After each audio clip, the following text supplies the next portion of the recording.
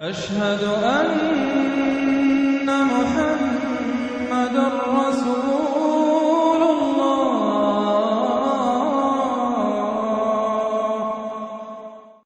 سورة الحج۔ بسم اللہ الرحمن الرحیم۔ یا ایھا الناس اتقوا ربکم ان زلزلۃ الساعۃ شیء عظیم۔ یہ فزع الاکبر جس سے کہ ختم ہو رہی ہے سورہ انبیاء، اسی کے تذکرے سے یہ شروع ہو رہی ہے سورہ حج۔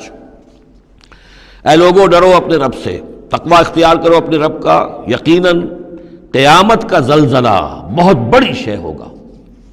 یوم ترونہا، جس دن کہ تم اس کو دیکھو گے، تذہل کل مرضعۃ عما ارضعت، بھول جائے گی ہر دودھ پلانے والی جسے وہ دودھ پلاتی تھی۔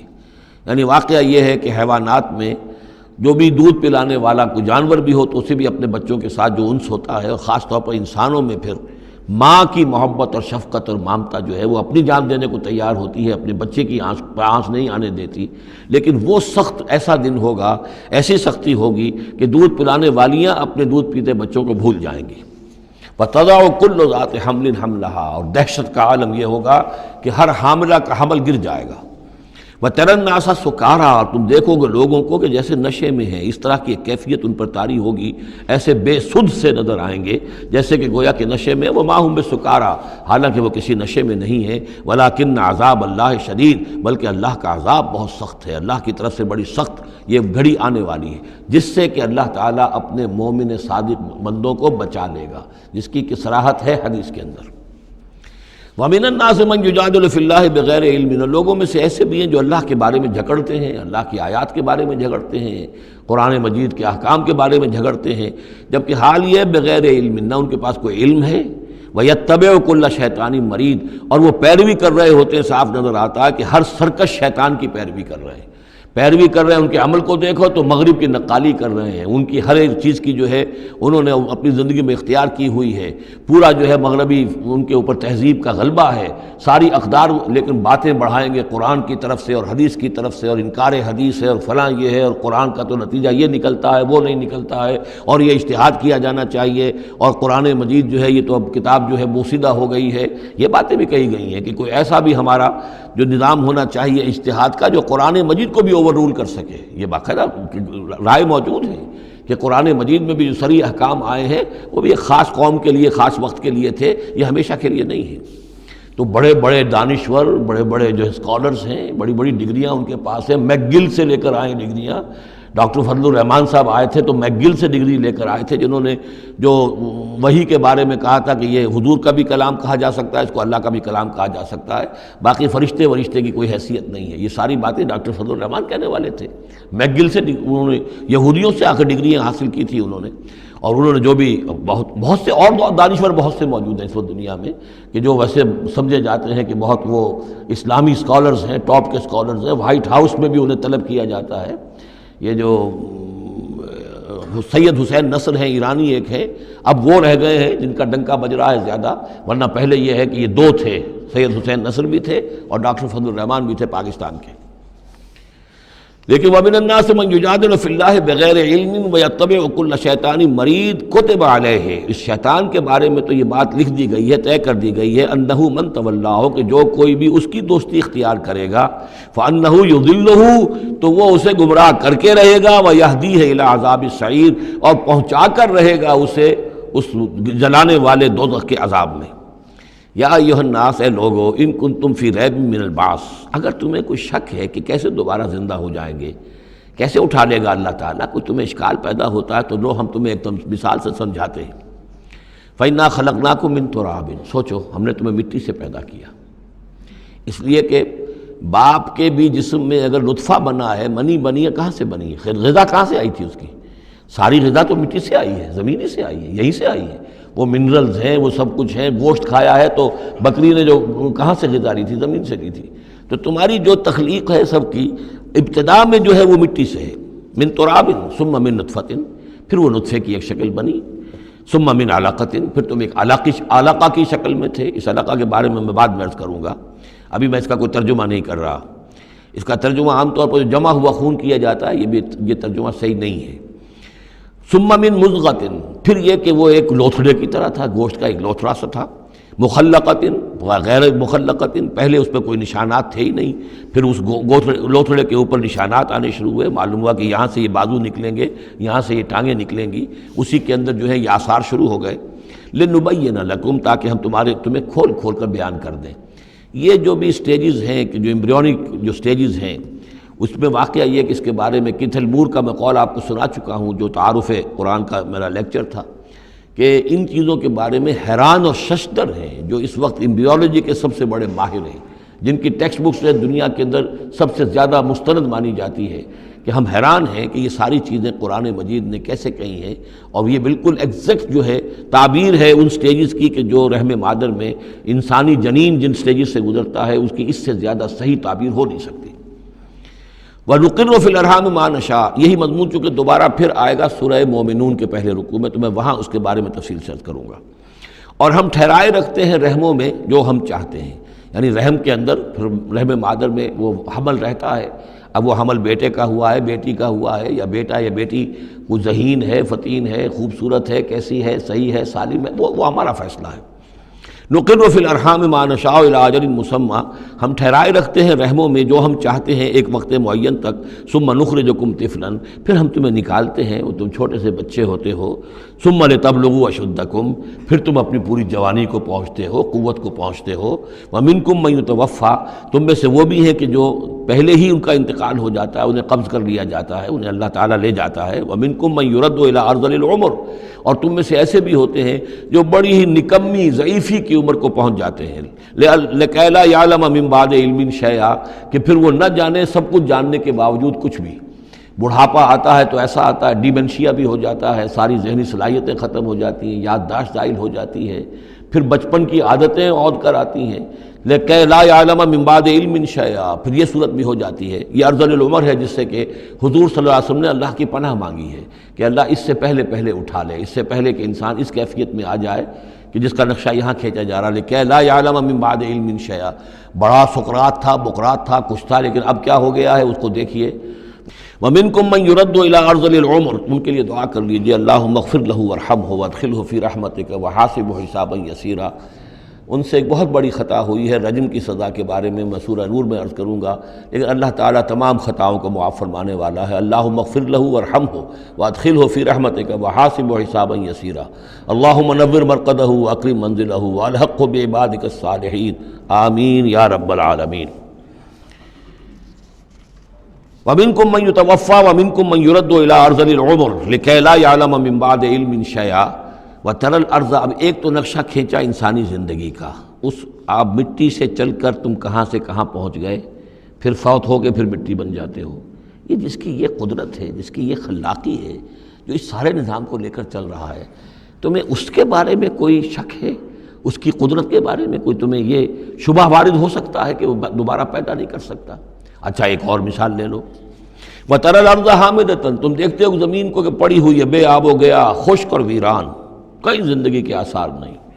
فَإِذَا أَنزَلْنَا عَلَيْهَا الْمَاءَ اهْتَزَّتْ وَرَبَتْ، پھر جب ہم اس پر پانی برساتے ہیں تو وہ تازہ ہو جاتی ہے، اہتزاز، اور وہ اس میں جنبش ہو جاتی ہے، اہتزت۔ یہتزو جو آیا یہ لفظ پہلے ہم پڑھ چکے ہیں کہ جب حضرت موسیٰ کا عصا زمین پر انہوں نے رکھا تو وہ تو اب ہلنے لگا، حرکت کرنے لگا جیسے کہ سانپ حرکت کرتا ہے، تو زمین میں بھی حرکت پیدا ہو جاتی ہے، اس لیے کہ اب جو کونپلیں نکل رہی ہیں وہ حرکت کر رہی ہیں، وہ ادھر ادھر جو ہے، جو پہلے زمین پڑی ہوئی تھی ساکن، صامت، ساکن، بے آب و گیا، خشک، لیکن اس کے بعد اہتزت، اس کے اندر ایک حرکت پیدا ہوتی ہے، وہ ربت، وہ ابھرتی ہے، گویا کہ جیسے وہ گھاس یا سبزہ اوپر اٹھ رہا ہے، اور جیسے کہ فصل گویا کہ زمین اٹھ رہی ہے، وہ اٹھتی ہے، ابھرتی ہے، وَأَنبَتَتْ مِن كُلِّ زَوْجٍ بَهِيجٍ، اور ہر طرح کی قسم قسم کی تر و تازہ چیزیں جو ہیں وہ اگا دیتی ہے زمین۔ تو ذرا سوچو، زمین مردہ تھی، اللہ نے زندہ کر دیا۔ تمہارا اپنا معاملہ یہ ہے کہ مٹی سے لے کر اور تمہارے ایک انسان پورے بننے تک، یہ پھر کیسے شک کرتے ہو؟ تمہیں اللہ تعالیٰ کی قدرت میں بھی کوئی شک نہیں ہونا چاہیے۔ یہ تمہاری زندگی کا سائیکل چل رہا ہے اور یہ نباتاتی سائیکل چل رہا ہے ساتھ کے ساتھ، یہ چند مہینے کا ہوتا ہے، یہ تمہارا جو ہے یہ 60 70 80 برس کا ہے، اس کے علاوہ تو کوئی فرق نہیں۔ ذالک بان اللہ هو الحق، یہ اس لیے ہے کہ اللہ تعالیٰ الحق ہے، اس کے حق ہونے میں، برحق ہونے میں کسی شک و شبے کی گنجائش نہیں۔ وَأَنَّهُ يُحْيِي الْمَوْتَىٰ، اور یہ کہ وہ مردہ کو زندہ کرتا ہے، مردہ کو زندہ کرے گا۔ زمین تمہارے سامنے مردہ پڑی ہوتی ہے اور زندہ ہو جاتی ہے۔ وَأَنَّهُ عَلَىٰ كُلِّ شَيْءٍ قَدِيرٌ، اور یہ کہ وہ تو ہر چیز پر قادر ہے۔ وَأَنَّ السَّاعَةَ آتِيَةٌ، اور یہ کہ قیامت آ کر رہنی ہے، لا ریب فیہا، اس میں کسی شک و شبے کی گنجائش نہیں۔ وَأَنَّ اللَّهَ يَبْعَثُ مَن فِي الْقُبُورِ، اور یقیناً اللہ تعالیٰ اٹھائے گا ان کو جو قبروں کے اندر ہے، بعث بعد الموت ہو کر رہے گا۔ وَمِنَ النَّاسِ مَن يُجَادِلُ فِي اللَّهِ بِغَيْرِ عِلْمٍ وَلَا هُدًى وَلَا كِتَابٍ مُنِيرٍ، اور لوگوں میں سے کچھ ایسے بھی ہیں جو اللہ کے بارے میں، اللہ کی باتوں کے بارے میں، اللہ کی صفات کے بارے میں، ذات خداوندی کے بارے میں جھگڑتے ہیں، بحثیں کرتے ہیں، نزاع کرتے ہیں، نہ ان کے پاس علم ہے، بغیر علم ولا ہدن، نہ کوئی ہدایت ہے، ولا کتاب منیر، نہ کوئی روشن کتاب ہے جس سے وہ رہنمائی لے رہے ہوں۔ ثانی عطفہ، وہ اپنی گردن کروٹ اپنی موڑ کر چل دیتا ہے، آیات سنتا ہے، اللہ کی کلام کو سنتا ہے، پھر ذرا وہ اپنی کمر کو موڑتا ہے، بل دیتا ہے، چل دیتا ہے، لیضل عن سبیل اللہ، تاکہ گمراہ کرے لوگوں کو اللہ کے راستے سے۔ لہو فی الدنیا خزی، اس کے لیے دنیا کی زندگی میں بھی رسوائی ہے، ونذیقہ یوم القیامت عذاب الحریق، اور قیامت کے دن ہم اسے جلانے والے عذاب کا مزہ چکھائیں گے۔ ذالک بما قدمت یداک، اور یہ سب کچھ ہے تیرے اپنے دونوں ہاتھوں کے کرتوتوں کی وجہ سے، جو بھیجا ہے تیرے دونوں ہاتھوں نے، بما قدمت یداک، وان اللہ لیس بظلام للعبید، اور یقیناً اللہ تعالیٰ تو اپنے بندوں پر ظلم کرنے والا نہیں ہے۔ ومن الناس من يعبد الله على حرف فإن أصابه خير اطمأن به وإن أصابته فتنة انقلب على وجهه خسر الدنيا والآخرة ذلك هو الخسران المبين۔ لوگوں میں سے کچھ ایسے بھی ہیں جو اللہ تعالیٰ کی بندگی کرتے ہیں کنارے کنارے، بچ بچ کر۔ یہ وہ روگ جس کو کہا گیا فی قلوبہم مرض، جن کے دلوں میں روگ ہوتا ہے۔ ایک وہ لوگ ہوتے ہیں کہ حق کو قبول کیا، پھر ہرچہ بعد آباد منجدھار میں پھر وہ چھلانگ لگاتے ہیں، ہرچہ بعد آباد ماں کشتی دراب انداختے، ہم نے حق کو قبول کیا، اس کشتی کو ہم نے پانی میں ڈال دیا ہے، اب یہ کشتی تیرے گی تو ہم تیریں گے، یہ ڈوبتی ہے تو ہم ڈوبنے کے لیے تیار ہیں۔ ایک وہ ہیں جو چاہتے بھی ہیں حق کے ساتھ چلنا، لیکن کنارے کنارے گہرے پانی میں نہیں جانا چاہتے، خطرات مول نہیں لینا چاہتے، اپنے لیے جان اور مال جو ہے اس کو بچا بچا کر، جو اقبال نے کہا تو بچا بچا کے نہ رکھ اسے، تیرا آئینہ ہے وہ آئینہ کہ شکست ہو تو عزیز تر ہے نگاہ آئینہ ساز میں۔ لیکن یہ کچھ لوگ بچ بچ کر چلنا چاہتے ہیں، کوئی گردن نہ پہنچ جائے، کوئی نقصان نہ ہو جائے، کوئی ہمیں قربانی نہ دینی پڑے۔ وَمِنَ النَّاسِ مَن يَعْبُدُ اللَّهَ عَلَىٰ حَرْفٍ، کنارے ساتھ، فَإِنْ أَصَابَهُ خَيْرٌ اطْمَأَنَّ بِهِ، اگر خیر آئے تو مطمئن رہیں گے۔ وَإِنْ أَصَابَتْهُ الْفِتْنَةُ انقلب عَلَىٰ وَجْهِهِ، اور اگر کوئی فتنہ آ گیا، آزمائش آ گئی، کوئی قربانی کا وقت آ گیا، پکار آ گئی، نکلو اللہ کی راہ میں اور لاؤ اللہ کی راہ میں، تو وہ اپنے چہروں کے بل اوندھے گر جاتے ہیں۔ خسرت دنیا والآخرہ، یہ خسارہ ہے، یہ گھاٹا ہے، یہ نقصان ہے دنیا اور آخرت دونوں کا۔ ذالک هو الخسران المبین، اور یہ بہت ہی نمایاں اور واضح تباہی ہے۔ ایک میں بات عرض کرنی رہ گئی ہے کہ سورہ حج کے بارے میں بعض جگہ آپ نے دیکھا ہوگا لکھا ہوا کہ یہ اس کو مدنی بھی مانا گیا ہے، لیکن یہ واقعہ ہے کہ اس سورہ مبارکہ کے اندر بعض آیات ایسی ہیں کہ جو یا تو مدنی ہیں، اور بعض آیات کے بارے میں مجھے پھر وہ ایک قول مل گیا تھا حبر الامہ حضرت عبداللہ ابن عباس رضی اللہ تعالی عنہما کا، وہ میں بعد میں انشاءاللہ وہ کل ہم پڑھیں گے۔ وہ آیات نازل ہوئی ہیں اثناء سفر ہجرت میں۔ ظاہر بات ہے کہ جب حضور مکے سے نکل آئے ہیں اور جا رہے ہیں تو کتنے دن لگے ہیں، کوئی وہ چند گھنٹے کا 1 گھنٹے کی فلائٹ تو نہیں تھی کہ جو ہوائی جہاز سے آپ چلے گئے ہوں، آدھے گھنٹے کی فلائٹ ہے کل نہیں، لیکن یہ کوئی وقت لگا۔ اس میں بھی جو آیات نازل ہوئی ہیں، اور اس صورت میں کئی آیات ایسی ہیں کہ جن کی بڑی گہری مشابہت آپ کو مل جائے گی سورہ بقرہ کی آیات کے ساتھ۔ چنانچہ شہادت علی الناس والی آیت بھی اس صورت میں بھی ہے، سورہ بقرہ میں بھی ہے، لِيَكُونَ الرَّسُولُ شَهِيدًا عَلَيْكُمْ وَتَكُونُوا شُهَدَاءَ عَلَى النَّاسِ، یہ آپ کو سورہ حج کے آخر میں ملے گی۔ جہاد کا لفظ بھی اس صورت مبارکہ میں ملے گا۔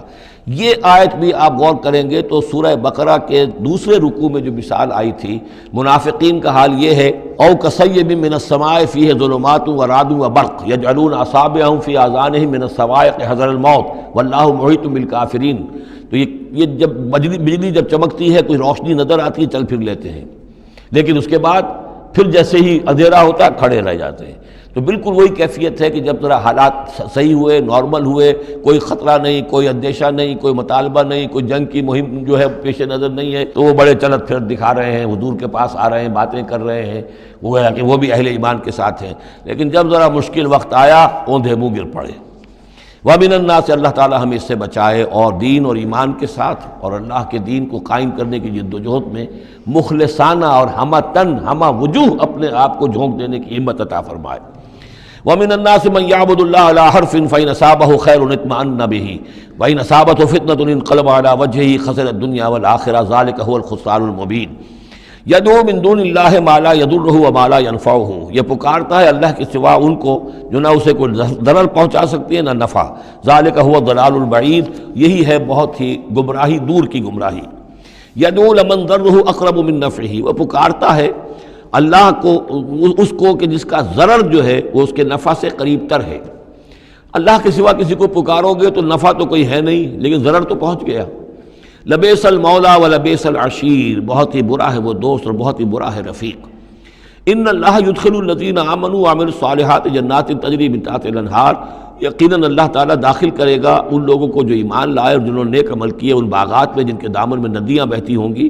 ان اللہ یفعل ما یرید، یقیناً اللہ تعالیٰ کرتا ہے جو چاہتا ہے، جس چیز کا ارادہ کرتا ہے وہ کر گزرتا ہے، فعال لما یرید ہے۔ من کان یظن ان لن ینصرہ اللہ فی الدنیا والآخرۃ فلیمدد بسبب من السماء ثم لیقطع فلینظر ہل یذہبن کیدہ ما یغیظ۔ یہ آیت مشکلات القرآن میں سے ہے، بہت سے مختلف انداز میں اس کی تعبیرات کی گئی ہیں، لیکن میرا دل ٹھکا ہے اسی تعبیر پر کہ جو موضح القرآن میں شاہ عبد القادر دہلوی رحمۃ اللہ علیہ نے کی ہے، اور میں اسی کو وضاحت کے ساتھ پیش کر رہا ہوں۔ جو شخص دین کے لیے خدمت کر رہا ہو، دین کے لیے لگا ہوا ہو، کام کے اندر داعی ہے یا اس کسی داعی کے ساتھ ہے، اب اس کے لیے یہ ہوتا ہے کہ ایک تو امید ہوتی ہے کہ اللہ کی مدد آئے گی، آج نہیں تو کل آئے گی، کل نہیں تو پرسوں آئے گی۔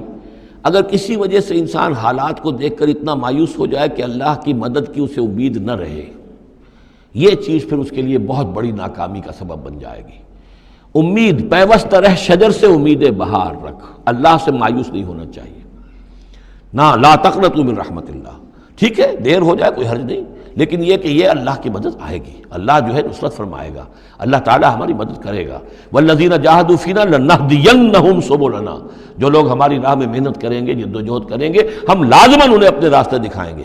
یہ اللہ کا پختہ وعدہ ہے، ان وعدوں پر یقین رکھنا چاہیے۔ لا انک لا تخلف المیعاد، اے اللہ ہمیں یہ اندیشہ نہیں ہے کہ تو اپنا وعدہ پورا نہیں کرے گا، خلاف کرے گا، ہاں ہمیں اندیشہ ہوتا ہے کہ ہم تیرے وعدوں کے مصداق بن سکیں گے یا نہیں، ان کا مصداق بننے کی شرائط پوری کر سکیں گے کہ نہیں۔ یہ کیفیت بندے کی رہنی چاہیے، اللہ تعالیٰ کی مدد سے اور اللہ تعالیٰ کی نصرت سے مایوس کبھی نہیں ہونا چاہیے۔ تو اس کی ایک مثال دی ہے کہ اگر کوئی شخص کسی رسی کے ساتھ کہیں اوپر سے ایک رسی ہے اس کو اس نے پکڑا ہوا ہے، تو تب تک تو یہ کہ تھاما ہوا ہے، یہ اللہ تعالیٰ کے ساتھ ہے نا، حبل اللہ، یہ قرآن جو ہے القرآن حبل اللہ الممدود من السماء الی الارض۔ اسی طرح امید اللہ سے رکھنا، رجا رکھنا، یہ بھی گویا کہ ایک معنوی رسی ہے کہ جو اللہ تعالیٰ کے ساتھ ہمیں جوڑے ہوئے ہے۔ جب تک یہ رسی رہے گی ہمیں سہارا رہے گا، جب یہ رسی کاٹ دیں گے ہم، وہ امید منقطع کر دیں گے، تو سوائے اس کے اور کیا ہوگا کہ زمین پر رودے منہ گر جائیں گے۔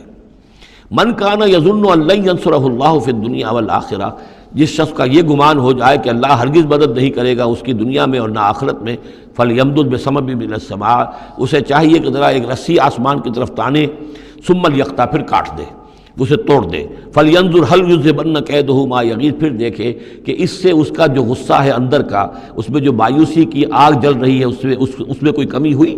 یعنی جب تک وہ رسی ہے کچھ نہ کچھ امید تو رہے گی، تو اس امید جو ہے اللہ پر اور اللہ کی نصرت اور اللہ کے وعدوں پر جو یقین ہے اس کو برقرار رکھو، یہ تمہیں سہارا دے گی۔ وَكَذَلِكَ أَنزَلْنَاهُ آيَاتٍ بَيِّنَاتٍ، اسی طرح ہم نے اتارا ہے اس قرآن کو روشن اور کھلی باتوں کی شکل میں۔ وَأَنَّ اللَّهَ يَهْدِي مَن يُرِيدُ، اور اللہ تعالیٰ ہدایت دیتا ہے جس کو چاہتا ہے، یا اللہ تعالیٰ ہدایت دیتا ہے جو چاہتا ہے کہ اس کو ہدایت ملے۔ ان الذین آمنوا والذین ہادوا والصابئین والنصارى، یقیناً وہ لوگ جو مسلمان ہیں، ایمان لائے ہیں محمد پر صلی اللہ علیہ وسلم، والذین ہادوا، اور جو یہودی ہوئے، والصابئین، اور جو صابی ہیں، والنصارى، اور جو یہ عیسائی ہیں، والمجوس، اور مجوس ہیں ایرانی، والذین اشرکوا، اور جن لوگوں نے شرک کی روش اختیار کی، ان اللہ یفصل بینہم یوم القیامہ، یقیناً اللہ فیصلہ کرے گا ان کے مابین قیامت کے دن۔ ان اللہ علی کل شیء شہید، یقیناً اللہ تعالیٰ ہر چیز پر خود گواہ ہے، ہر چیز اس کے سامنے نگاہوں میں موجود ہے۔ الم تر ان اللہ یسجد لہ من فی السماوات ومن فی الارض، یہ آیت بڑی عجیب ہے اس اعتبار سے کہ اس میں آپ تصور کریں گے تو اوپر سے نیچے کی طرف آ رہا ہے کیا تم نے دیکھا نہیں اللہ کے سامنے سربسجود ہے ہر وہ شے جو آسمان میں ہے اور وہ ہر سب وہ چیزیں جو زمین میں ہیں، وہ تمام مخلوقات جو آسمان میں ہے اور وہ تمام مخلوقات جو زمین میں ہے، والشمس ہو اور سورج بھی سربسجود ہے، والقمر ہو اور چاند بھی، والنجوم ہو اور تارے بھی، پھر نیچے اتریے والجبال ہو اور پہاڑ، زمین پر سب سے اونچی چیزیں پہاڑ ہیں، والشجر ہو اور درخت، والدواب ہو اور یہ تمام جو بھی چوپائے چل رہے ہیں زمین کے اوپر حیوانات، وَكَثِيرٌ مِّنَ النَّاسِ اور لوگوں میں سے بھی بہت سے، لوگوں میں سے تفریق ہے کہ کچھ باغی ہو گئے ہیں، باقی تو یہ ساری مخلوقات اللہ کے قانون کی پابند ہیں، قانون تکوینی کے اندر ہے، یہ اللہ کی بندگی کر رہی ہیں، یہ سجدے میں ہے، ہر شے اللہ کے سامنے سربسجود ہے۔ ہاں انسانوں کے اندر بغاوت بھی ہے، انسانوں میں سے کچھ لوگ وہ ہیں کہ جنہوں نے سورج کو پوجنا شروع کر دیا، سورج اللہ کو پوج رہا ہے اور وہ سورج کو پوج رہے ہیں، چاند کو پوجنا شروع کر دیا، درختوں کو پوجنا شروع کر دیا، جانوروں کو پوجنا شروع کر دیا، یہاں تک کہ اعضائے تناسل کو پوجنا شروع کر دیا۔ ہندوؤں کے اندر تو یہ بھی ہے، یہ پوجا ہوتی ہے۔ تو یہ ہے ان لوگوں کی گراوٹ۔ انسانوں میں سے اللہ تعالیٰ جس کو ہدایت دے دیتا ہے، معرفت حاصل ہو جاتی، پھر وہ اسی کے سامنے سربسجود ہوتے ہیں۔ وَكَثِيرٌ حَقَّ عَلَيْهِ الْعَذَابُ لیکن بہت سے ایسے ہیں کہ جو عذاب الہی کے مستحق ہو جاتے ہیں۔ وَمَن يُهِنِ اللَّهُ فَمَا لَهُ مِن مُكْرِمٍ اور جنہیں اللہ تعالیٰ ہی رسوا کر دے، ذلیل کر دے، اب اس کو عزت دینے والا کوئی نہیں ہے۔ جنہوں نے اپنے آپ کو ذلیل کیا، مخلوقات کے سامنے جھک گئے، انہوں نے ان کو اپنا معبود بنا لیا، جبکہ اللہ تعالیٰ کے سامنے سب ساری کی ساری مخلوقات جو ہیں وہ تو اللہ کی بندگی میں ہے، اور اللہ نے تو اسے بنایا تھا خلیفۃ اللہ فی الارض، اسے مقام یہ عطا کیا تھا، مسجود ملائک بنایا تھا۔ اب جو اپنی اس تمام عظمت سے خود ہی مستعفی ہو گیا اور وہ مخلوقات کے سامنے جھک رہا ہے، فما لہ من مکرم تو پھر اسے اب اس کا اکرام کرنے والا اور اسے عزت دینے والا کوئی نہیں۔ ان اللہ یفعل ما یشاء یقیناً اللہ کرتا ہے جو چاہتا ہے۔ آیت سجدہ ہے، سجدہ کر لیجیے۔ ھذان خصمان اختصموا فی ربہم یہ دو گروہ ہیں ایک دوسرے کے مقابل میں جو اپنے رب کے بارے میں جھگڑ رہے ہیں۔ ایک وہ ہیں جو ایمان لے آئے ہیں۔ اب جیسا کہ میں نے عرض کیا یہ صورت ہے مکی، لیکن اس میں کچھ آیات شامل ہیں، یہ بھی ہو سکتا ہے کہ مدنی ہو، یہ بھی ہو سکتا ہے کہ اثناء سفر ہجرت میں نازل ہوئی، لیکن بحیثیت مجموعی یہ ہے تقریباً آخری دور کی، آخری زمانے کی صورت۔ ھذان خصمان اب ظاہر بات ہے مکے میں دو گروہ بالکل نمایاں ہو چکے تھے، ایک وہ جو حضور پر ایمان لائے اور ایک وہ کہ جو اڑے ہوئے ہیں۔ اختصموا فی ربہم یہ اپنے رب کے بارے میں جھگڑ پڑے ہیں۔ فالذین کفروا تو جو اللہ سے کفر کر رہے ہیں، انکار کر رہے ہیں، قطعت لہم ثیاب من نار ان کے کپڑے کاٹے جائیں گے، بنائے جائیں گے، جیسے درزی جو ہے پہلے وہ کترتا بیوتتا ہے پھر سیتا ہے، تو ان کے لیے جو بنائے جائیں گے کپڑے وہ آگ کے ہوں گے۔ قطعت لہم ثیاب من نار بیوتے جائیں گے، قطع کیے جائیں گے ان کے لیے کپڑے آگ کے۔ یصب من فوق رؤوسہم الحمیم ان کے سروں کے اوپر کھولتے ہوئے پانی کے تریڑے دیے جائیں گے۔ یسحر بہ ما فی بطونہم والجلود جس سے کہ ان کی کھالیں بھی جھلس جائیں گی اور جو کچھ ان کے پیٹوں کے اندر ہوگا وہ بھی جھلس جائے گا۔ وَلَهُم مَّقَامِعُ مِنْ حَدِيدٍ اور پھر ان کے لیے لوہے کے وہ ہتھوڑے ہوں گے کہ جو ان کے سروں پر پڑیں گے۔ كُلَّمَا أَرَادُوا أَن يَخْرُجُوا مِنْهَا جب بھی وہ چاہیں گے کہ وہاں سے نکل جائیں، من غم کے مارے، اعیدوا فیہا انہیں پکڑ کر دوبارہ پھر اسی میں ڈال دیا جائے گا۔ وذوقوا عذاب الحریق اور چکھو مزہ اس جلانے والے عذاب کا۔ تم نے اللہ کا انکار کیا، تم نے محمد کی نفی کی، تم نے ان کو ماننے سے انکار کیا۔ اس کے برعکس ان اللہ یدخل الذین آمنوا وعملوا الصالحات یقیناً اللہ داخل کرے گا ان لوگوں کو جو ایمان لایا، جنہوں نے نیک عمل کیے، جنات تجری من تحتها الانہار ان باغات میں جن کے نیچے ندیاں بہتی ہوں گی، یحلون فیہا من اساور من ذہب ولؤلؤا پہنائے جائیں گے انہیں کنگن سونے کے اور موتی، ولباسہم فیہا حریر اور ان کی پوشاک جو ہوگی وہاں پر ریشم کی ہوگی۔ دنیا میں ریشم مردوں پر حرام ہے، وہاں ریشم جو ہے اسی کا لباس ہوگا، باریک ریشم کے اوپر کا لباس اور گاڑھے ریشم کا جو ہے نیچے کا لباس ہوگا۔ وَہُدُوا إِلَى الطَّيِّبِ مِنَ الْقَوْلِ اور ان کو تو رہنمائی کر دی گئی ہے بہترین بات کی طرف۔ بہترین بات کیا ہے؟ کلمہ طیبہ لا الہ الا اللہ محمد رسول اللہ، یا سبحان اللہ والحمد للہ ولا الہ الا اللہ واللہ اکبر ولا حول ولا قوۃ الا باللہ۔ ہدوا الی الطیب من القول انہیں ہدایت دے دی گئی ہے من القول اچھی بات، بہترین کلمہ طیبہ کی۔ وہدوا الی صراط الحمید اور ان کو تو ہدایت دے دی گئی ہے سیدھی اور اللہ کی تعریفوں والے کے راستے کی طرف، کیا وہ سیدھے اس راستے پہ بڑھتے ہوئے اللہ تعالیٰ کی رحمت میں فراح و ریحان و جنت النعیم کے اندر پہنچ جائیں گے۔ ان الذین کفروا یصدون عن سبیل اللہ، یقیناً وہ لوگ جنہوں نے کفر کیا اور جو روک رہے ہیں لوگوں کو اللہ کے راستے سے، والمسجد الحرام ہے، اور مسجد حرام سے روک رہے ہیں۔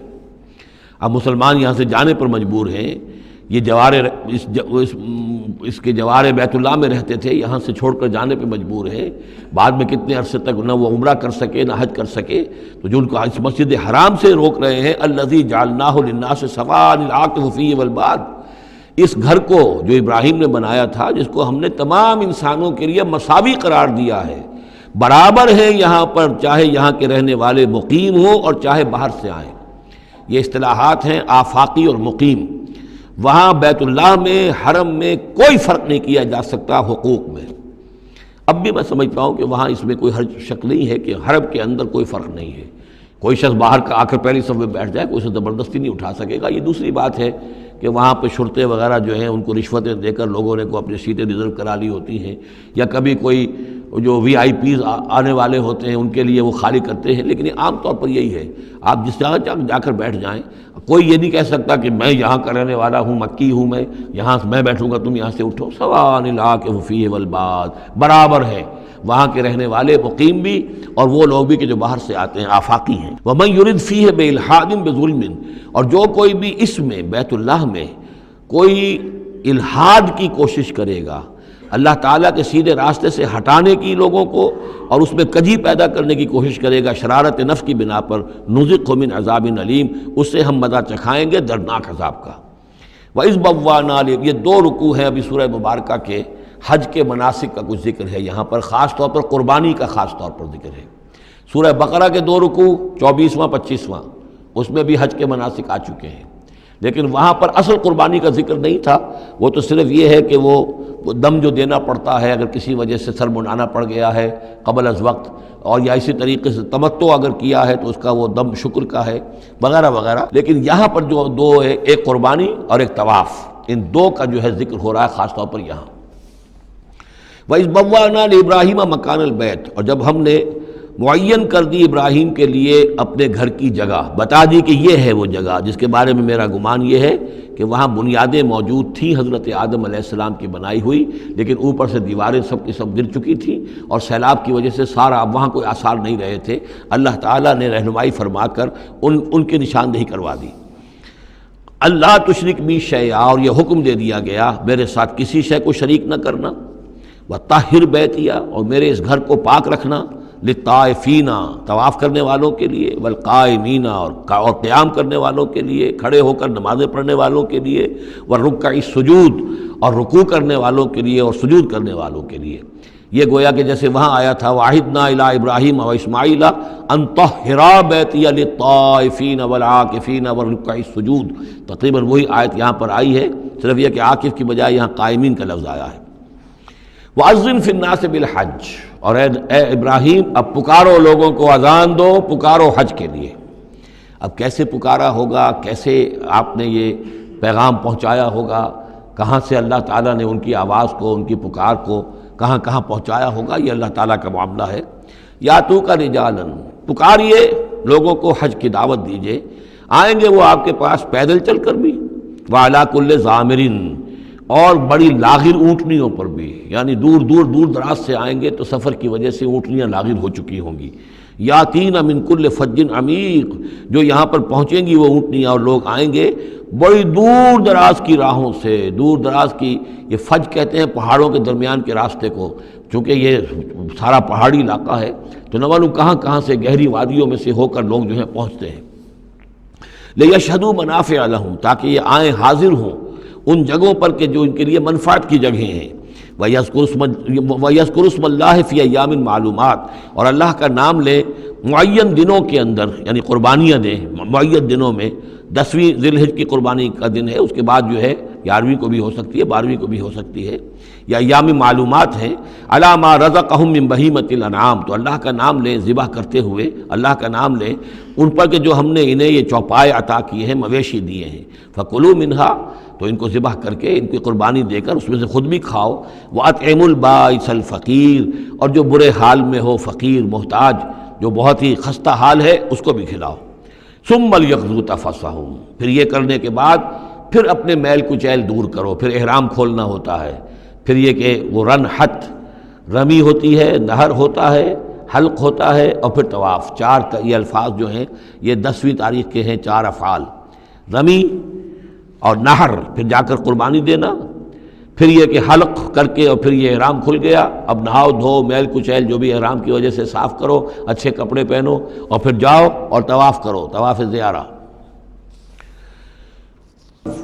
ثم لیقضوا تفثهم، پھر چاہیے کہ وہ دور کریں اپنے میل کچیل، ولیوفوا نذورهم، اور جو بھی نذریں مانگی ہوئی ہوں ان کو پورا کریں، ولیطوفوا بالبیت العتیق، اور اب جا کر اس قدیم گھر کا طواف کریں۔ ذالک، یہ سن چکے، ومن يعظم حرمات اللہ فهو خیر له عند ربہ، اور جو کوئی اللہ تعالیٰ کی حرمتوں کی تعظیم کرے، یہ بیت اللہ الحرام ہے، یہ اشہر حرم ہے، یہ ساری چیزیں جو ہے اللہ تعالیٰ کی حرمتیں ہیں، حرمات اللہ ہیں، اللہ نے جس جس چیز کو کہ محترم قرار دیا ہے۔ سورہ مائدہ میں ہم پڑھ چکے ہیں، وہ جانور کے جو ہدی کے جانور ہیں وہ بھی محترم ہیں، جن کے گھروں میں گردنوں میں پٹے ڈال دیے گئے ہیں، معلوم ہے کہ یہ ہدیم بالغ الکعبہ جانے والے ہیں، وہ بھی محترم ہیں۔ عام مین البیت الحرام جو ہیں، جو لوگ حاجی جا رہے ہیں، ان کی بھی حرمت ہے۔ تو جو بھی من یعظم حرمات اللہ ہے، جو کوئی بھی اللہ تعالیٰ کی حرام کی ہوئی شے، محترم ٹھہرائی ہوئی چیزوں کی تعظیم کرے گا، فہو خیر لہ عند ربہ، تو وہ اسی کے لیے بہتر ہوگا، اس کا اجر و ثواب اسے ملے گا اپنے رب کے پاس۔ وَأُحِلَّتْ لَكُمُ الْأَنْعَامُ إِلَّا مَا يُتْلَىٰ عَلَيْكُمْ، اور حلال کر دیے گئے تمہارے لیے سارے چوپائے سوائے اس کے جو تم کو سنا دیا گیا ہے، یعنی یہ کہ خنزیر کا معاملہ ہے اس کو حرام کر دیا گیا ہے، باقی بکری ہے، بھیڑ ہے، گائے ہے، بیل ہے، اونٹ ہے، ان سب کو اللہ کی راہ میں تو اس کی قربانی ہو سکتی ہے۔ فاجتنبوا الرجس من الاوثان، تو پھر تم بچو، ان بتوں کی گندگی سے بچو۔ یہ ہے اصل میں بچنا جو ہے وہ سب سے پہلے شرک، اور وہاں پر سب سے بڑا شرک جو ہے وہ بت پرستی کا ہو رہا تھا۔ واجتنبوا قول الزور، اسی طریقے سے جھوٹ کہنے سے، جھوٹ بات سے بھی بچو۔ حنفاء للہ، یکسو ہو جاؤ اللہ کی طرف، یکسو اسی کے بندے بن جاؤ، غیر مشرکین بہ، اس حال میں کہ اس کے ساتھ کسی بھی اعتبار سے شرک نہ ہو، کسی پہلو سے، کسی اعتبار سے، ذات میں، صفات میں، حقوق میں، اختیارات میں، کہیں بھی کوئی شرک کا شائبہ نہ آنے پائے۔ ومن یشرک باللہ، اور جو کوئی اللہ کے ساتھ شرک کرے گا، فکأنما خر من السماء، تو وہ تو ایسے ہے جیسے وہ رسی کٹ گئی اور اب وہ زمین کے اوپر گر پڑا، زمین کی طرف جا رہا ہے، آسمان سے۔ کوئی شخص ہے جو آسمان سے کسی بلند چیز سے کسی رسی کے ساتھ لٹکا ہوا ہے، وہاں سے گر گیا یا رسی کٹ گئی، اب جو گر رہا ہے فکأنما خر من السماء فتخطفه الطیر، اب یا تو یہ کہ وہ جو پرندے ہیں وہ اسے اچک کر لے جائیں، کوئی باز آئے اور پکڑ کر لے جائے، کوئی اور ہو، جو بھی یہ بڑے بڑے جانور ہوتے ہیں کہ جو شکار کرتے ہیں پرندوں کا، تخطفه الطیر، پرندے اس کو اڑا کر لے جائیں، اور تہوی بہ الریح، یا یہ کہ پھر ہوا ان کو لے جا کر گرائے فی مکان صحیح، کسی دور کی جگہ میں کوئی ہوا جو ہے جھونکا اس کو لے جائے اور کسی کھائی میں جا کر گرا دے۔ یہ معاملہ ہے اس شخص کا جو اللہ کے ساتھ شرک کرتا ہے، اس کے پاس کوئی سہارا نہیں رہا۔ اب توحید والا جو ہے وہ ایک سہارے پر قائم ہے، قول ثابت بالحیات الدنیا، یہ جو ہم ثبات عطا کرتے ہیں اہل ایمان کو، بالقول ثابت فی الحیات الدنیا، دنیا کی زندگی میں۔ ذالک، یہ تم نے سن لیا، یہ احکام تم نے سن لیے۔ ومن یعظم شعائر اللہ، پھر سن لو جو اللہ کے شاعر کی تعظیم کرے گا، فإنها من تقوی القلوب، تو یقیناً یہ دلوں کے تقوی کی بات ہے۔ ان تمام چیزوں کی ہم پڑھ چکے ہیں سورہ بقرہ میں، ان الصفا والمروۃ من شعائر اللہ، بیت اللہ شعیرہ ہے، اور وہ مقام ابراہیم شعیرہ ہے، صفا اور مروہ جو ہے شعیرہ ہیں۔ شعیر وہ چیز ہے کہ جس سے اللہ تعالیٰ کی بندگی کا شعور پیدا ہو، ان کے ساتھ وہ چیزیں وابستہ ہیں، وہ تاریخ ان کی ہے کہ جس کے حوالے سے پھر یہ کہ اللہ تعالیٰ کا شعور جو ہے انسان کے اندر پیدا ہوتا ہے، اس کی ذات کا، صفات کا۔ لکم فیہا منافع الی اجل مسمى، یہ جو جانور ہیں اس کی قربانی کے، تمہارے لیے ان میں نفع ہے ایک اجل مسمى تک، یعنی یہ نہیں ہے کہ قربانی کا جانور ہے تو اس کے اوپر سواری نہیں کر سکتے، سواری کر سکتے ہو۔ قربانی کا جانور ہے تو اس کا دودھ پی سکتے ہو، اگر وہ گائے ہے درمیان میں اگر کوئی دودھ ہے یا بکری ہے لے کے جا رہے ہو تو اس کا دودھ پی سکتے ہو۔ منافع الی اجل مسمى، ایک وقت معین تک کے لیے۔ ثم محلها الی بیت العتیق، پھر ان کا جو اصل مقام ہے جہاں انہیں لے جا کر پیش کر دینا ہے وہ ہے بیت العتیق، یعنی اللہ کا گھر۔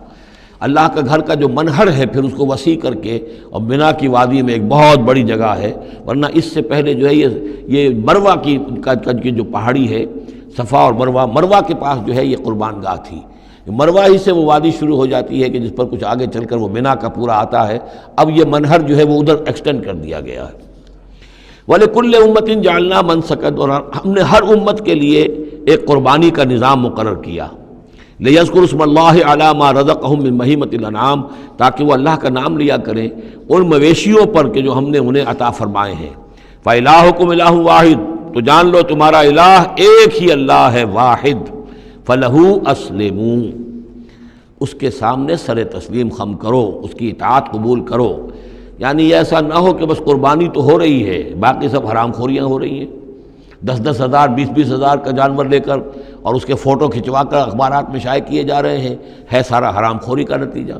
تو یہ تو کوئی قربانی نہیں ہے، یہ اللہ تعالیٰ کے ہاں قبول نہیں ہے، چاہے وہ 1 لاکھ کا جانور ہو لیکن ہو اسلام کے ساتھ۔ فَلَهُ أَسْلِمُوا، اس کی اطاعت تو قبول کرو، اس کے حلال اور حرام کے پابند تو ہو، اس کے حرام کردہ چیزوں سے منہ نہ مارو۔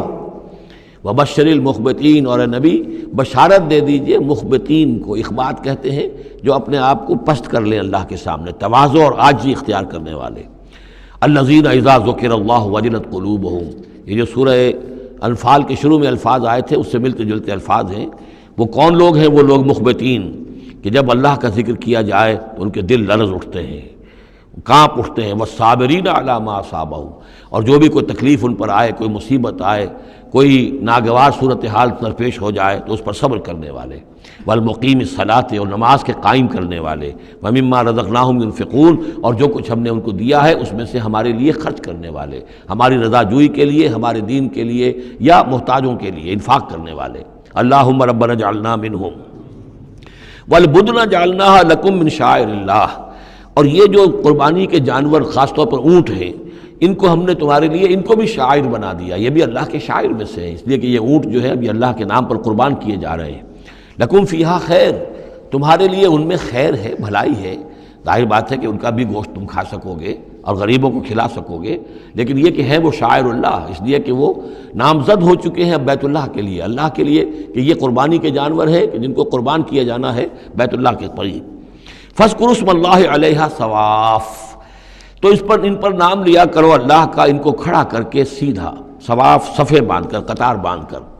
یہ جو نقشہ ہے یہ خاص طور پر جو حجۃ الوداع میں حضور نے جو قربانی دی ہے تو 63 آپ نے اونٹ اپنے ہاتھ سے نہر فرمائے،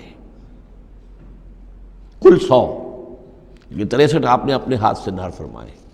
اور یہ آتا ہے روایات کے اندر، اب یہ چونکہ معاملہ حضور کا ہے اور اس میں ہمیں کسی شک و شبے کی گنجائش نہیں ہے کہ اب کھڑے ہوئے ہیں قطار میں، اور ایک اب نہر کرنے کا طریقہ بھی ہوتا ہے، برچھا مارا جاتا ہے اونٹ کی یہاں گردن میں، اس کو گرا کر ذبح کرنا آسان کام نہیں ہے، کھڑے ہوئے اونٹ کو برچھا لگایا جاتا ہے، یہاں اس کی جو بڑی وینز ہے خون کا فوارہ چھوٹتا ہے، جب خون بہت زیادہ بہہ جاتا ہے پھر وہ گرتا ہے ایک طرف، ایک پہلو کے اوپر، تو پھر اس کا معاملہ جو ذبح کرنے کا ہوتا ہے۔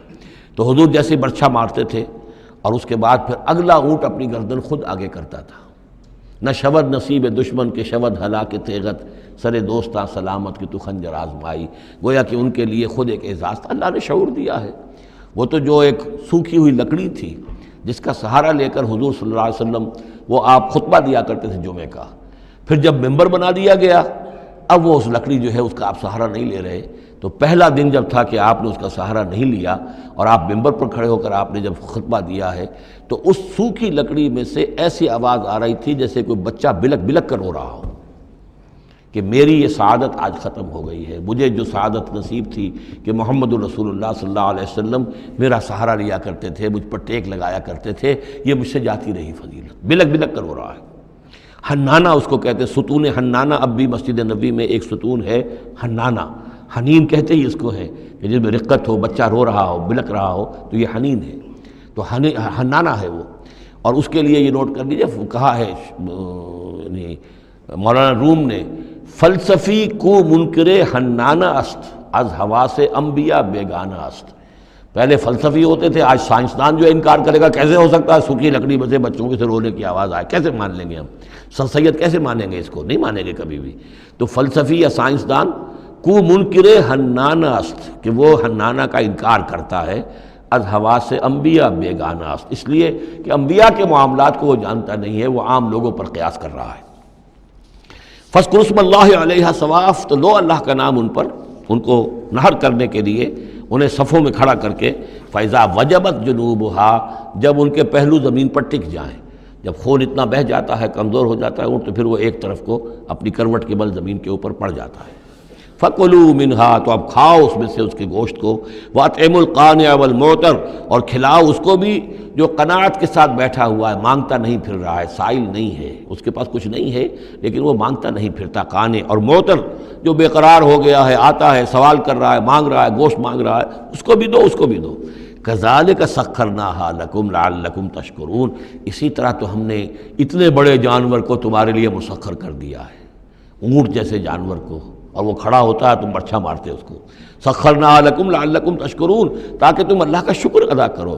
لن ینال اللہ لحومہا ولا دماؤہا، اب یہ ہے اصل شے، اللہ تک نہ ان کے گوشت پہنچتے ہیں نہ خون پہنچتا ہے، ولیکن ینالہ التقوی منکم، ہاں اگر پہنچتا ہے اس تک تو تقوی اگر ہے تمہارے اندر تو اللہ تک پہنچ جائے گا۔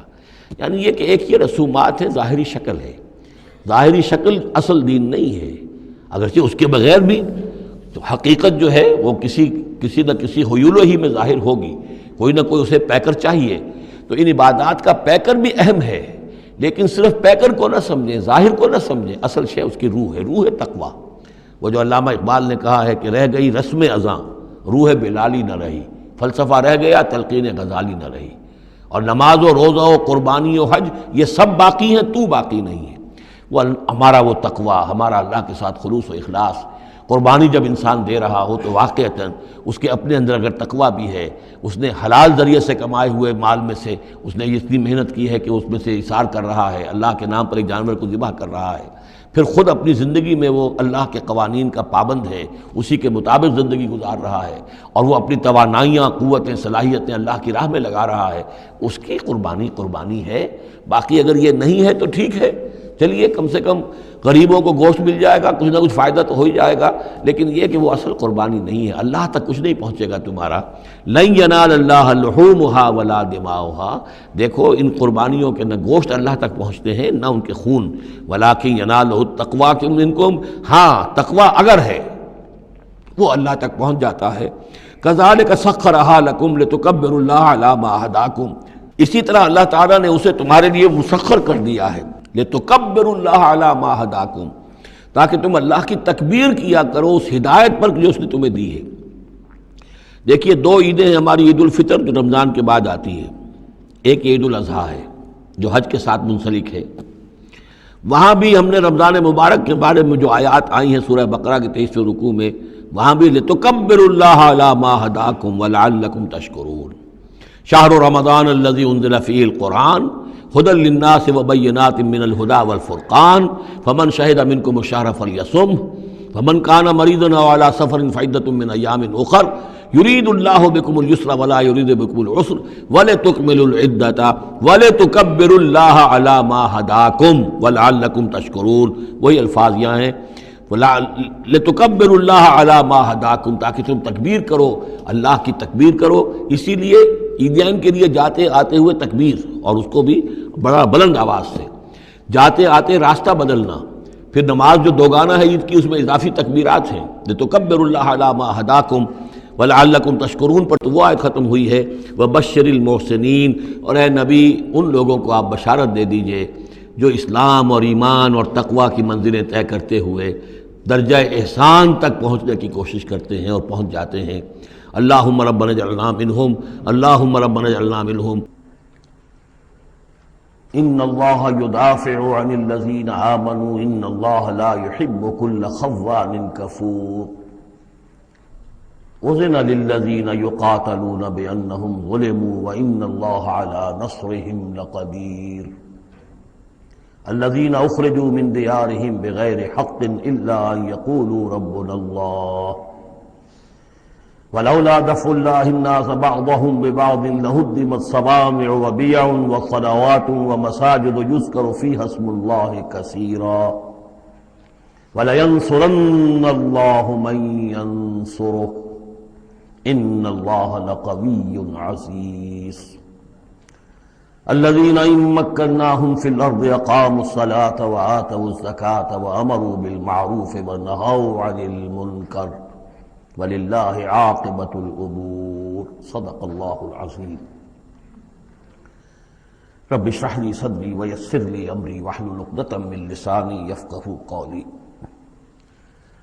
اللهم ربنا ألهمنا رشدنا وأعذنا من شرور أنفسنا اللهم أرنا الحق حقا وارزقنا اتباعه وأرنا الباطل باطلا وارزقنا اجتنابه اللهم وفقنا لما تحب وترضى اللهم ربنا آنس وحشتنا في قبورنا وارحمنا بالقرآن العظيم اللهم اجعله لنا إماما ونورا وهدى ورحمة اللهم ذكرنا منه ما نسينا وعلمنا منه ما جهلنا وارزقنا تلاوته آناء الليل وآناء النهار واجعله لنا حجة يا رب العالمين آمین۔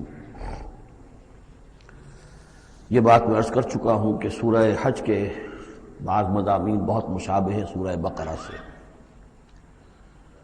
اس سورہ مبارکہ کے بارے میں بعض حضرات کی رائے یہ ہے کہ یہ مدنی ہے، لیکن صحیح بات یہی ہے کہ یہ مکی صورت ہے، البتہ اس میں کچھ آیات ایسی ہیں کہ جو مدنی بھی ان کو قرار دیا جا سکتا ہے، اور ایک روایت جو حضرت عبداللہ ابن عباس رضی اللہ تعالی عنہما کی مجھے مل گئی ہے وہ یہ ہے کہ وہ اثناء سفر ہجرت میں نازل ہوئی، اور اس وقت ہمیں اب انہی آیات کا مطالعہ کرنا ہے۔ یہ آیات یوں سمجھیے کہ نبی اکرم صلی اللہ علیہ وسلم کی وہ جد و جہد اور آپ کی دعوت اور تحریک جو ہے اس میں ایک بڑے ٹرننگ پوائنٹ کو ریپرزینٹ کر رہی ہے۔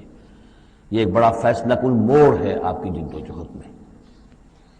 یہ مشابہت ذہن میں رکھیے کہ سورہ بقرہ میں بھی جہاں 23ویں رکوع میں تقریباً وسط ہے سورہ بقرہ کا، جس طرح یہ وسط ہے سورہ حج کا، وہاں بھی 23ویں رکوع میں رمضان مبارک اور روزے کی حکمتیں اور اس کے احکام کا بیان ہوا۔ 24ویں رکوع سے قتال فی سبیل اللہ اور اس کے ساتھ ہی حج کے دو جو رکوع ہیں مناسک حج پر مشتمل ہیں۔ یہاں پر بھی آپ دیکھیے کہ مناسک حج پر 2 رکوع مشتمل تھے اور اس کے فوراً بعد قتال کی بات ہو رہی ہے۔ بڑا گہرا ربط ہے ان دونوں کے اندر، اس لیے کہ قتال فی سبیل اللہ کا جو سب سے پہلا ہدف تھا وہ یہی تھا کہ توحید کا مرکز کعبۃ اللہ جو اصل میں خدا واحد کی عبادت کے لیے بنایا گیا تھا، اس وقت وہ مشرکین کے تسلط میں ہے اور انہوں نے اسے شرک کا اڈا بنایا ہوا ہے۔ تو گویا کہ اب پہلا جو فرض منصبی ہے امت مسلمہ کا وہ یہ ہے کہ اس مرکز توحید کو مشرکین کے تسلط سے واگزار کرا کے اسے واقعتاً توحید ہی کا مرکز بنا دیا جائے۔ اس اعتبار سے ظاہر بات ہے کہ جنگ ناگزیر ہے۔ یہ صرف واز سے ہونے والا کام تو نہیں تھا، اس کے لیے تو ظاہر بات ہے کہ طاقت کا استعمال ناگزیر تھا۔ اسی لیے مناسک حج کے ذکر کی فوراً بعد اب یہ تذکرہ ہو رہا ہے۔ یہ آیات میرے خیال میں اثناء سفر ہجرت میں نازل ہوئی۔ فرمایا ان اللہ یدافع عن الذین آمنوا، اللہ تعالیٰ مدافعت کرے گا اہل ایمان کی طرف سے، یعنی اب جو نیا دور شروع ہو رہا ہے جس میں کہ آرمڈ کانفلکٹ ہوگا، مسلح تصادم ہوگا، تو مسلمان اور اہل ایمان اپنے آپ کو اکیلا نہ سمجھے، بلکہ ان کی پشت پر اللہ ہے۔ ان کی طرف سے دفاع کرنے کے لیے اللہ تعالیٰ جو ہے وہ ان کی نصرت فرمائے گا۔ ان اللہ یدافع عن الذین آمنوا ان اللہ لا یحب کل خوان کفور، اللہ تعالیٰ کو بالکل پسند نہیں ہے یہ لوگ جو بہت خیانت کرنے والے ہیں اور ناشکرے ہیں۔ یہ کون ہیں؟ یہ قریش مکہ کہ جنہوں نے ایک طرف خیانت کی انتہا کر دی کہ توحید کے مرکز کو شرک کا اڈا بنا دیا۔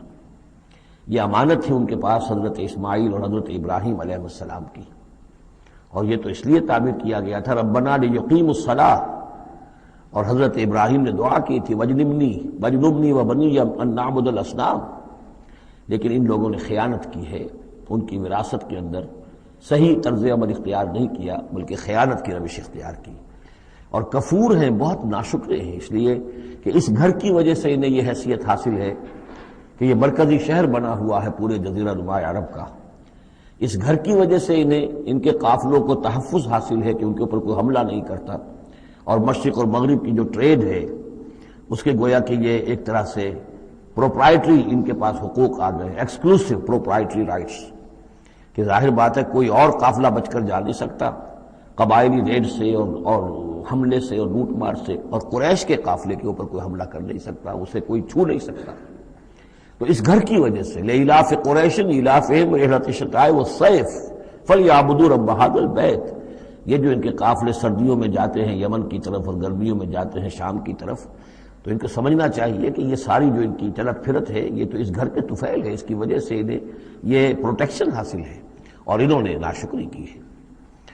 تو اذن للذین یقاتلون بانہم ظلموا، اب اجازت دی جا رہی ہے ان لوگوں کو جن پر کہ جنگ ٹھوس دی گئی ہے، یعنی جو صورتحال پیدا کر دی گئی ہے کہ انہیں گھروں سے نکال دیا گیا، ہجرت پر مجبور کر دیا گیا، انہیں ستایا گیا، سال ہر سال سے ان پر پرسیکیوشن ہو رہی ہے، ٹارچر کیا جا رہا ہے۔ ابھی تک تو اللہ تعالیٰ نے ان کو ہاتھ روکے رکھنے کا حکم دیا ہوا تھا، کفوا ایدیکم، چاہے وہ براہ راست وحی جلی کی شکل میں قرآن میں آیت نہیں آئی تھی، لیکن حضور کے ذریعے سے اللہ تعالیٰ کا یہ حکم لوگوں تک پہنچ چکا تھا کہ خواہ کچھ بھی ہو جائے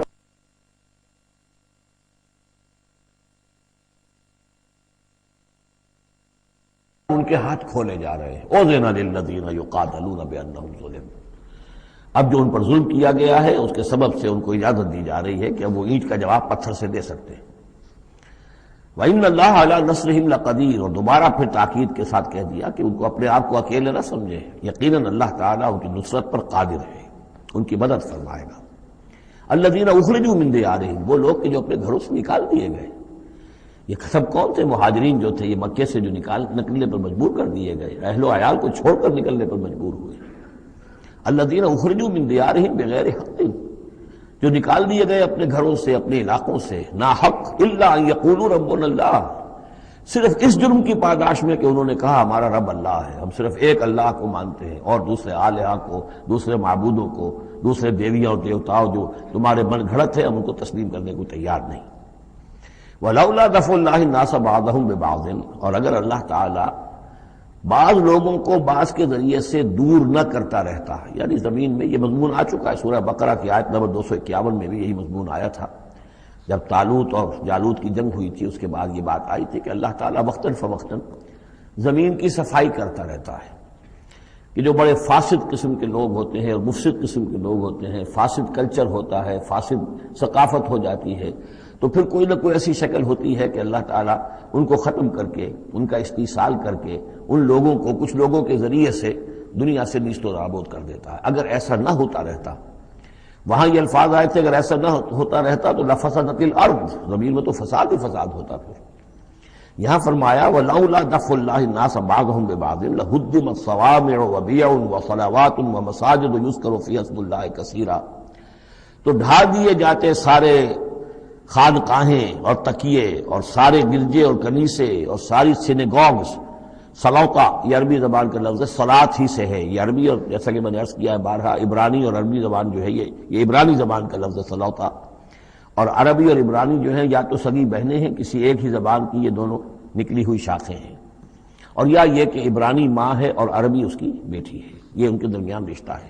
صلات کا لفظ جو عربی میں آیا ہے اور قرآن مجید میں صلوتا، یہ وہاں پر بھی موجود تھا۔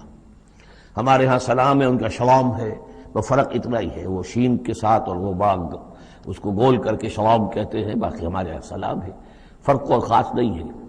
ان کا جو یوم کپور ہے وہ یوم کفارہ ہے، یوم یوں کا تو یوں یوم کی طرح ہے، کپور پے اور فے، جیسا کہ میں نے آپ کو بتایا تھا ذوالکفل میں پے فے کی جگہ ہو جاتی ہے، تو یوم کپور ہے ان کے ہاں، یوم کفارہ۔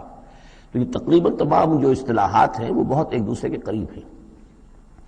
تو اگر ایسا نہ ہوتا کہ اللہ تعالیٰ کچھ لوگوں کو کچھ لوگوں کے ذریعے سے اس دنیا سے نیست و نابود کرتا رہتا، تو پھر تو یہ کہ کوئی عبادت گاہیں دنیا میں قائم ہی نہ رہتی۔ ظاہر بات ہے اپنے اپنے وقت میں یہ تمام عبادت گاہیں خدائے واحد کی عبادت کے لیے بنائی گئی تھی، وہ مساجد اور مسجدیں یذکر فیہا اسم اللہ کثیرا، جن میں کہ اللہ تعالیٰ کا نام کثرت سے لیا جائے۔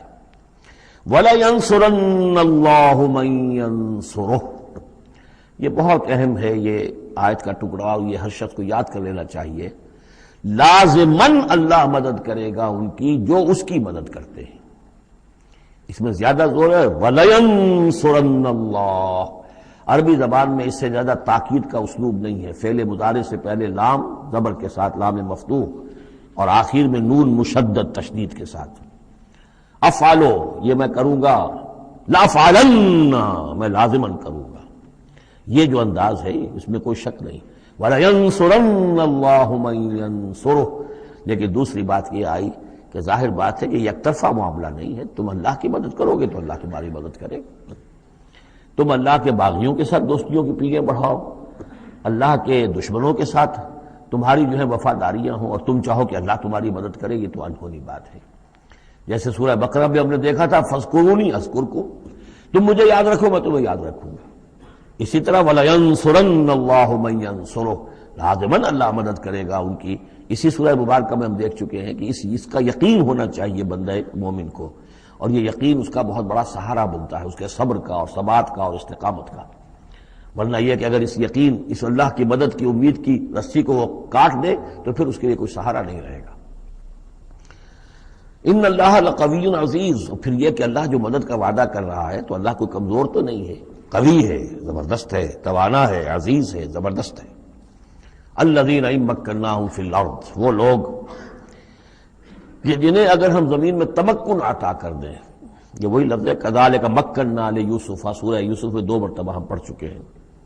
الذین ان مکناہم فی الارض، وہ لوگ کہ جنہیں اگر ہم زمین میں تمکن، قدرت، طاقت، غلبہ، حکومت، استیلاء عطا کر دیں تو وہ کیا کریں گے؟ اقاموا الصلاۃ، پہلا کام ہے نماز قائم کریں گے. یہی کام حضور نے کیا، جاتے ہی سب سے پہلے جمعہ قائم کیا، اور پھر یہ کہ مسجد النبوی کی تعمیر کی، پہلا کام. وآتوا الزکوٰۃ، اور زکوٰۃ ادا کریں گے. آتوا الزکوٰۃ، اور دیں زکوٰۃ.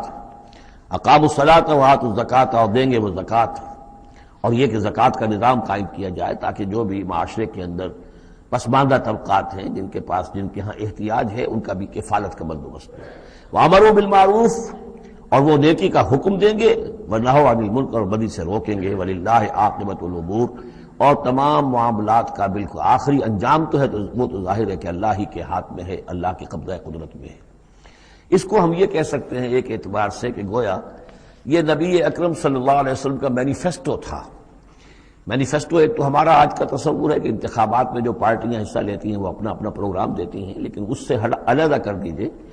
لیکن چونکہ حضور، اگر یہ روایت صحیح ہے کہ یہ آیات نازل ہوئی ہیں جبکہ حضور تشریف لے جا رہے ہیں مکے سے مدینے کی طرف ہجرت کے سفر پر، تو اللہ کے علم میں ہے کہ اب آپ کا جو وہاں داخلہ ہونے والا ہے وہ تو ہوگا ایک بے تاج بادشاہ کی حیثیت سے. جاتے ہی آپ کو وہاں اللہ تعالیٰ کی طرف سے اختیار اور اقتدار مل جائے گا. تو جب یہ صورت ہوگی تو کیا کریں گے؟ یہ ان کی پرائرٹیز کیا ہوں گی؟ تو جیسے کہ جب آپ نے کہا کرتی ہے کہ ہماری حکومت بنے گی تو ہم یہ کریں گے، تو گویا کہ یہ ہے وہ ہمیشہ کے لیے اہل ایمان کا جو سمجھیے کہ اللہ تعالیٰ کی طرف سے دیا ہوا ان کا مینیفیسٹو ہے. الذین ان مکناہم فی الارض اقاموا الصلاۃ وآتوا الزکوٰۃ وامروا بالمعروف ونہوا عن المنکر وللہ عاقبۃ الامور. یہ آیات خاص ہیں. اب دیکھیے پھر وہی جو مکی صورتوں کا مضمون ہوتا ہے بالکل انداز جو ہے وہ بدل جائے گا. یہ آیات ہیں اثناء سفر ہجرت کی، یا ہو سکتا ہے کہ مدینہ پہنچ کر نازل ہوئی ہوں، لیکن یہ مکی صورت میں رکھ دی گئی ہیں مناسبت کے اعتبار سے کہ جہاں حج کے یہ افعال بیان ہو رہے مناسک حج، اس کے ساتھ ہی ان کو شامل کر دیا گیا. اب وہی جو عام مکی مضامین ہیں مکی صورتوں کے وہ شروع ہو جائیں گے. وَإِن يُكَذِّبُوكَ فَقَدْ كَذَّبَتْ قَبْلَهُمْ قَوْمُ نُوحٍ وَعَادٌ وَثَمُودُ. اور اے نبی اگر یہ آپ کو جھٹلا رہے ہیں تو آپ سے پہلے بھی جھٹلایا ہے قوم نوح نے، قوم عاد نے، قوم سمود نے، قوم ابراہیم و قوم لوط.